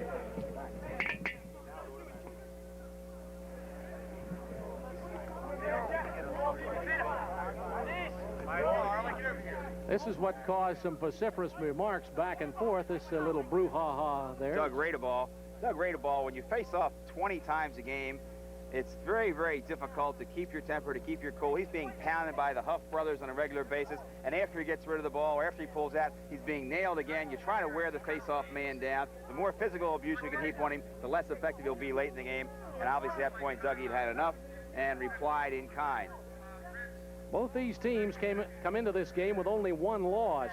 Long Island beat Maryland for the Rebels' one defeat, and the Riders' only loss was to the University of Virginia when they did some complaining about the officiating, I believe, down there.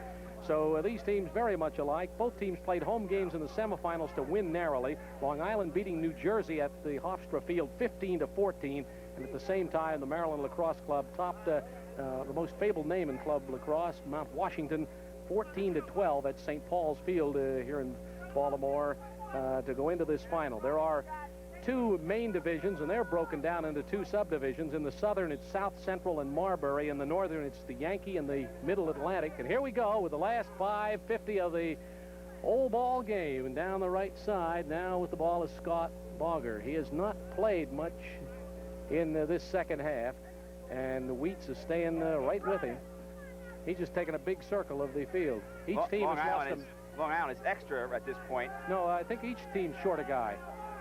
I believe you're right, Ronnie. It must have been simultaneous. Each team was penalized for their altercation that we showed you on replay.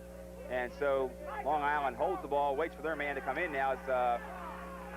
This is Mike Borniello. He has not played this entire game, but he's in now. Fresh set of legs. Comes back to Balger. Borniello just a big guy that you can throw to, and he can toss it back out, I would think, why he's in there.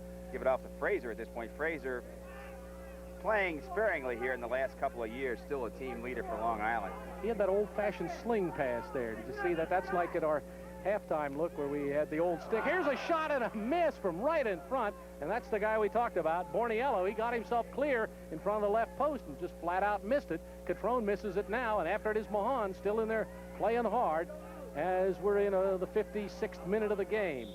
4:42 remaining, 13-9. Long Island having scored the last two goals, upping their lead from 2-4. Hold it, Dave. Now they're in the long parade, of course, of ESPN sports features for you with Bob Smith and Chris Ely. I'm Ron Weber at the UMBC Stadium. Well, I wanted to see an overtime today, so I guess I'd better say MLC, get on your horse, huh? 4:20 remaining, MLC down by 4, and Long Island with the ball. It's going to be very, very difficult for them to come back. Plus, the Huff brothers have been getting the face-offs for Long Island. Doug Radeball meeting his match today, something that's not happened to him all year long. That was Freed chasing Scott Bogger in a big circle. And now I believe this is Bob DeSimone with it. He's galloping around. D'Arcangelo going to pick him up. They've been told to bring the ball in and put it in as DeSimone fires wide of the goal. They were warned to bring the ball in and put it in as LIAC trying to run some time off the clock, leading by 4 goals. By in, we mean in the goal box area, which extends 20 feet in front of the goal and goes back to the end line. Now with it is Mahan, and Kevin, the goalie's long pass up the field is missed by McLaughlin, picked up, straddling the center line, and is played by Phil Marino of Long Island. A steal by Dave Murphy, Maryland defenseman. He's hacked by Phil Marino. Loose ball, and Grebe can't pick it up. Oh, that was key right there. Grebe could have grabbed that. That maybe would have started cutting the lead down to 3, but instead it was taken by Joe Kovar, and he rolls it back now to the goalie, and Long Island starts up. The time's on their side. The time, 3:13 to go. Into the attacking half of the field now comes Bob DeSimone. Jim DiNicola is off to his right. Not enough Smiths like you playing this game. All these long names. All right, here's a pass in deep, a loose ball. That was a strange try there. Catrone, however, jumps at the ball, and she winds up in the net. So what I thought was a poorly thought of shot or pass there ends up to be the 14th and perhaps icing goal here for the Long Island Athletic Club. We'll see it coming up again. We believe it was an errant pass, fed into the crease, knocked down as you see it. Catrone picks it up, loses it, controls and fires it in right past the goalie, who was way out of the goal. Kevin Mahan going after the loose ball. Frank Catrone gathers it up, fires it in the open cage, and that's got to be the backbreaker, Ron. Well, timeout is being called right here as Maryland's got some serious talking to do. They've got to fill the net, 5 goals behind. If they get the ball, you can't afford to hold anything back. You got to go out and take the ball away from them, all right? You can't be playing pussyfoot with them, right? But we've got to get the ball first, right? We've got to get it first. We got to go to the goal, and the ball gets loose down the center of the field. We got to pick it up and put it in the goal, okay? You got 3 minutes to do it in, okay? 3 minutes to do it in. And let's go out there and push the hell out of them. Stucky's midfield. Let's get the face off. Let's go. Come on, let's go. Coach Arlen Marshall of the Maryland Lacrosse Club Rebels saying we must have the ball. Pretty obvious statement. We must have the ball, and let's go out and push them. In the last 3 minutes, Long Island's pretty much played catch among themselves. Maryland Lacrosse Club kind of sitting back, not really pressing him until the ball went behind the goal. They're going to have to press him all over the field now if they have any opportunity at all of coming back in this game. Harley Marshall assisted by his brother Gene, and Bob Martin also there. But now talk only does so much. They just got to have goals here, and they've got to have the ball first. Great ball facing off this time for Maryland Lacrosse Club. We can't see at this point who the face-off man is for Long Island. Oh, it would have to be Kevin Huff, but no, it isn't either. They've used him, Craig Jager. Craig Jager. Craig Jager. Yeah, Jager. Little surprise, but Jager beats him cleanly. Drops it back nicely, too. Little deke and a move there by John Sierra. Radabaugh riding him. Fans start to file out now as we look over at the stands as Jager runs in, fires and scores, and that certainly has to be the icing on the cake. Maryland Lacrosse Club kind of standing back on their heels, kind of tired, and at this point looking very much the defeated ball club here. They got it down to 11-9, and John Sierra helping there roars them back to a 15-9 lead. Time remaining, 2:42. Sierra coming in wide open. You don't see anybody sliding until much too late. Sign of tired legs, and he rolls it right between the legs of Kevin Mahan. Obviously, Kevin Mahan, the heat wearing on him, as well as Bill Barroso, the other goalie. And Long Island now leading 15-9, 2:42 remaining in this game. Bob, a good point you made there. Tom Marino, the number 9 from Maryland, has been playing not only on his own shift at midfield, but on the extra man, and he has a reason to have tired legs. Long Island controlling again. Johnny Sierra with the ball.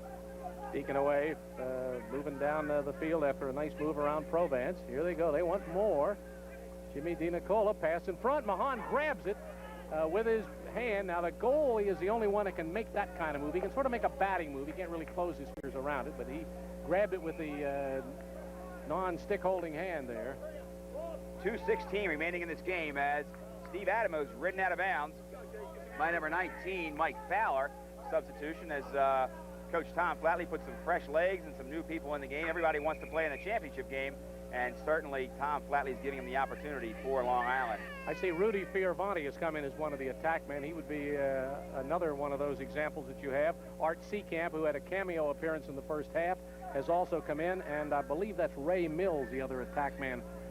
Ray Mills, an All-American from Hofstra. We see now that Maryland Lacrosse Club has been called for a slash, but even with that, Long Island's going to play the people they have in the game on extra man. They're not bringing in the regular extra man opportunity. This game is just about history. Long Island Athletic Club leading Maryland 15-9, 2 minutes remaining in the game. Number 13 standing out there in the crease didn't pick up that pass as Brad Allen, and instead with it is Chuck Wheats, and he makes a bounce to the starting defenseman, Sheldon Freed, and Freed comes across the center line for the Maryland Lacrosse Club. They're losing here by 6 goals with 1:45 to go. It would be the biggest rally in history if they sent this baby into overtime. Tom Marino's going to look to get them in double figures at least. That'll look better in the newspapers. Their main man in scoring, Bob Grebe, rounds out to the front of the net, flings it in front, looking for a little tip. Hope from or help from Mike Farrell, doesn't get it. Then it's going to be turned over to Art Seekamp and the Long Island Athletic Club. Ralph Bogger is the one with it now. He goes up to Fioravanti. Rudy Fioravanti moves into the attacking half of the field with Grebe on him. Now Scott Edmonds picks up the ball carrier, who turns out to be Mike Borriello. And we get a whistle, offside. Timeout. Timeout. Okay, Bob Smith, you've called it as a timeout. And we are coming into a timeout here with 1:15 to go. Huddle with ESPN north of the border as professional football from Canada becomes a twice-a-week regular feature of your Total Sports Network. We'll have 2 great Canadian Football League games each week on Tuesday and on Saturday evenings during the regular season, and we'll bring you postseason play as well, culminating with the famed Grey Cup. Former U.S. college and pro stars like Terry Metcalf, Tom Coe, and Conridge Holloway are just a few of the exciting players who will be strapping on the pads. Professional football from Canada begins July 9th exclusively on ESPN. Looking now as the 2 teams break their timeout huddles. I'm going to put you on the spot, Bob. Can you tell me the last time Long Island was club champs? They were club champs 2 years ago. This is an interesting. Let me check myself now. I think back. Maryland Lacrosse Club was the club champ last year. The year before that, it was Long Island. And the year before that, the 2 successive years before that, Mount Washington. Mount Washington, the team Maryland beat in the semifinals, but they're on the short end here as Long Island just passing out the string, you might say. 19, Mike Fowler with it. Over it comes. Here's a whipping shot thrown by Ralph Bogger, and it's knocked aside. I see now that Long Island has pulled their starting goalie. I'm surprised Maryland Lacrosse Club hasn't. We believe that starting goalie is number 5, Marty Carroll. In place of the starter is Nassau Community College Marty Carroll. I'm wondering now why they have not pulled Kevin Mahan and put Frank Pearson. And Frank Pearson came in several times during the regular season for Maryland Lacrosse Club when Mahan was injured or had a flagrant foul. Pearson did an outstanding job, and we think it'd only be right if they put Frankie in, but we do not see him at this point, and we're not going to try to outguess Coach Charlie Marshall on that. Mike Fowler had it hacked away from him, comes out to the center line. We're chasing at our Art Seacamp of Long Island, and 29, Mike Hines. It's going to be turned over to Maryland as one of the officials' voice. You can hear in the background as we talk. We got 26 seconds left, and this game will be history. The 1980 Club Lacrosse Championship game here in the edges of Baltimore. Looks like it's going to go to the visitors from the north, the Long Island Athletic Club of Hempstead, New York. Mike Hines, he's been all the way on the attack. Of course, the attackman gets the rest and plays the other end of the field. Tom Marino, right side, Mike Farrell, but he misses. Sort of the story of the day for the Rebels, and it rolls out of bounds, 14 seconds to go. Bob Grebe puts it in. Like to see Grebe move in against Kane. He tries to toss it out front, and the ball goes all the way to center field. 6 seconds to go in the season. And 1980 for Lacrosse will be history. Hines with the last shot, and it's a goal as he beats Marty Carroll just as the time runs out. So they're going to hit double figures, it looks like. If they allow the goal, it is. It's in, and the final score is the Long Island Athletic Club Rough Riders 15, the Maryland Lacrosse Club Rebels 10. We'll be back with a wrap-up in just a moment. A simple childhood disease like rubella can't hurt him much. Not now it can't. But if his mother had contracted rubella while she was pregnant... Has taken the 1980 club crown. And Chris Ely now to talk to the winning coach and the MVP. Down to the field, and Chris.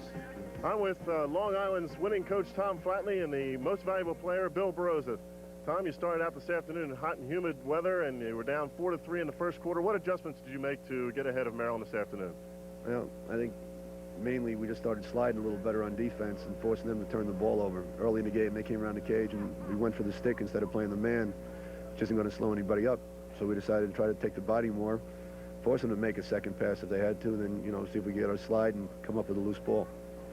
Mr. Huff was an outstanding factor in the first end, especially in the third quarter when he came up with a lot of face-offs. Was there any special coaching you gave Huff this week to go against Radeball? Well, Keith just gets himself up for any good face-off, man. Keith Huff is one of the strongest young midfielders we've ever had play for Long Island. And we saved Keith a lot for Radeball and let our other good face-off men face off against their second fella. And, Keith's just an athlete. He's a good football player. He knows what it's about. He just, gets himself up. He wanted to win as much as everybody else, and everybody contributed what they could. Very physical ball game this afternoon, Tom. Your team coming out on the short end on the penalty in the penalties because you had more penalties than Maryland, but your extra man play scored 3 out of 4 on the extra man play. I don't want to mention how old some of the guys are, but we got a lot of age and experience on that extra man, and they just move the ball, and they can react to any way the defense slides, and that's what happened today. Bill, you commute from a considerable distance to play club lacrosse, which is your #1 love. Is that right? I guess it is, yeah, except my mother and father. But coming all the way from Detroit. Yeah, I commute because I'm sticking around till 1982, till the next World Championships, and I'm just sticking around to see if I can get a tryout next summer, and who knows, there are some young, good goaltenders coming up, and they might consider me too old, so we'll see what happens next year. We had a hot and humid day here this afternoon, and before we came on, you mentioned to me that you actually prefer the hot weather. Is that correct? I do, because I have to, once I get perspired and I get loose, it's a good feeling to get going, and, if it's cold or wet and muddy, it's, you can't play as good a game. And I don't know if the team preferred to play in the heat, but I did, so. In this game here this afternoon, it appeared that what we expected were some low ground shots and bouncing kind of shots, but Maryland Lacrosse Club came out shooting high. Did that surprise you? No, that's a mistake everybody makes because a lot of teams that scout us first, I'm a tall goaltender, and, I stop the high shots normally, so they should go low, and they don't. So it beats me why they don't. Okay, thank you, and congratulations to Bill Baroza, the most valuable player, and Tom Flatley, the coach of Long Island Lacrosse Club. Back up to you, Ron. Okay, thank you very much, Chris. So the 1980 Club Lacrosse Championship goes north. We'll be back with our final remarks about that after this message. Champion crown for Bob Smith and Chris Ely. This is Ron Weber saying so long from UMBC Stadium in Baltimore. Our thanks to the organizers here for the facilities provided. The final score one more time. Long Island Athletic Club Rough Riders 15, the Maryland Lacrosse Club Rebels 10. This has been a presentation of ESPN, your total sports network.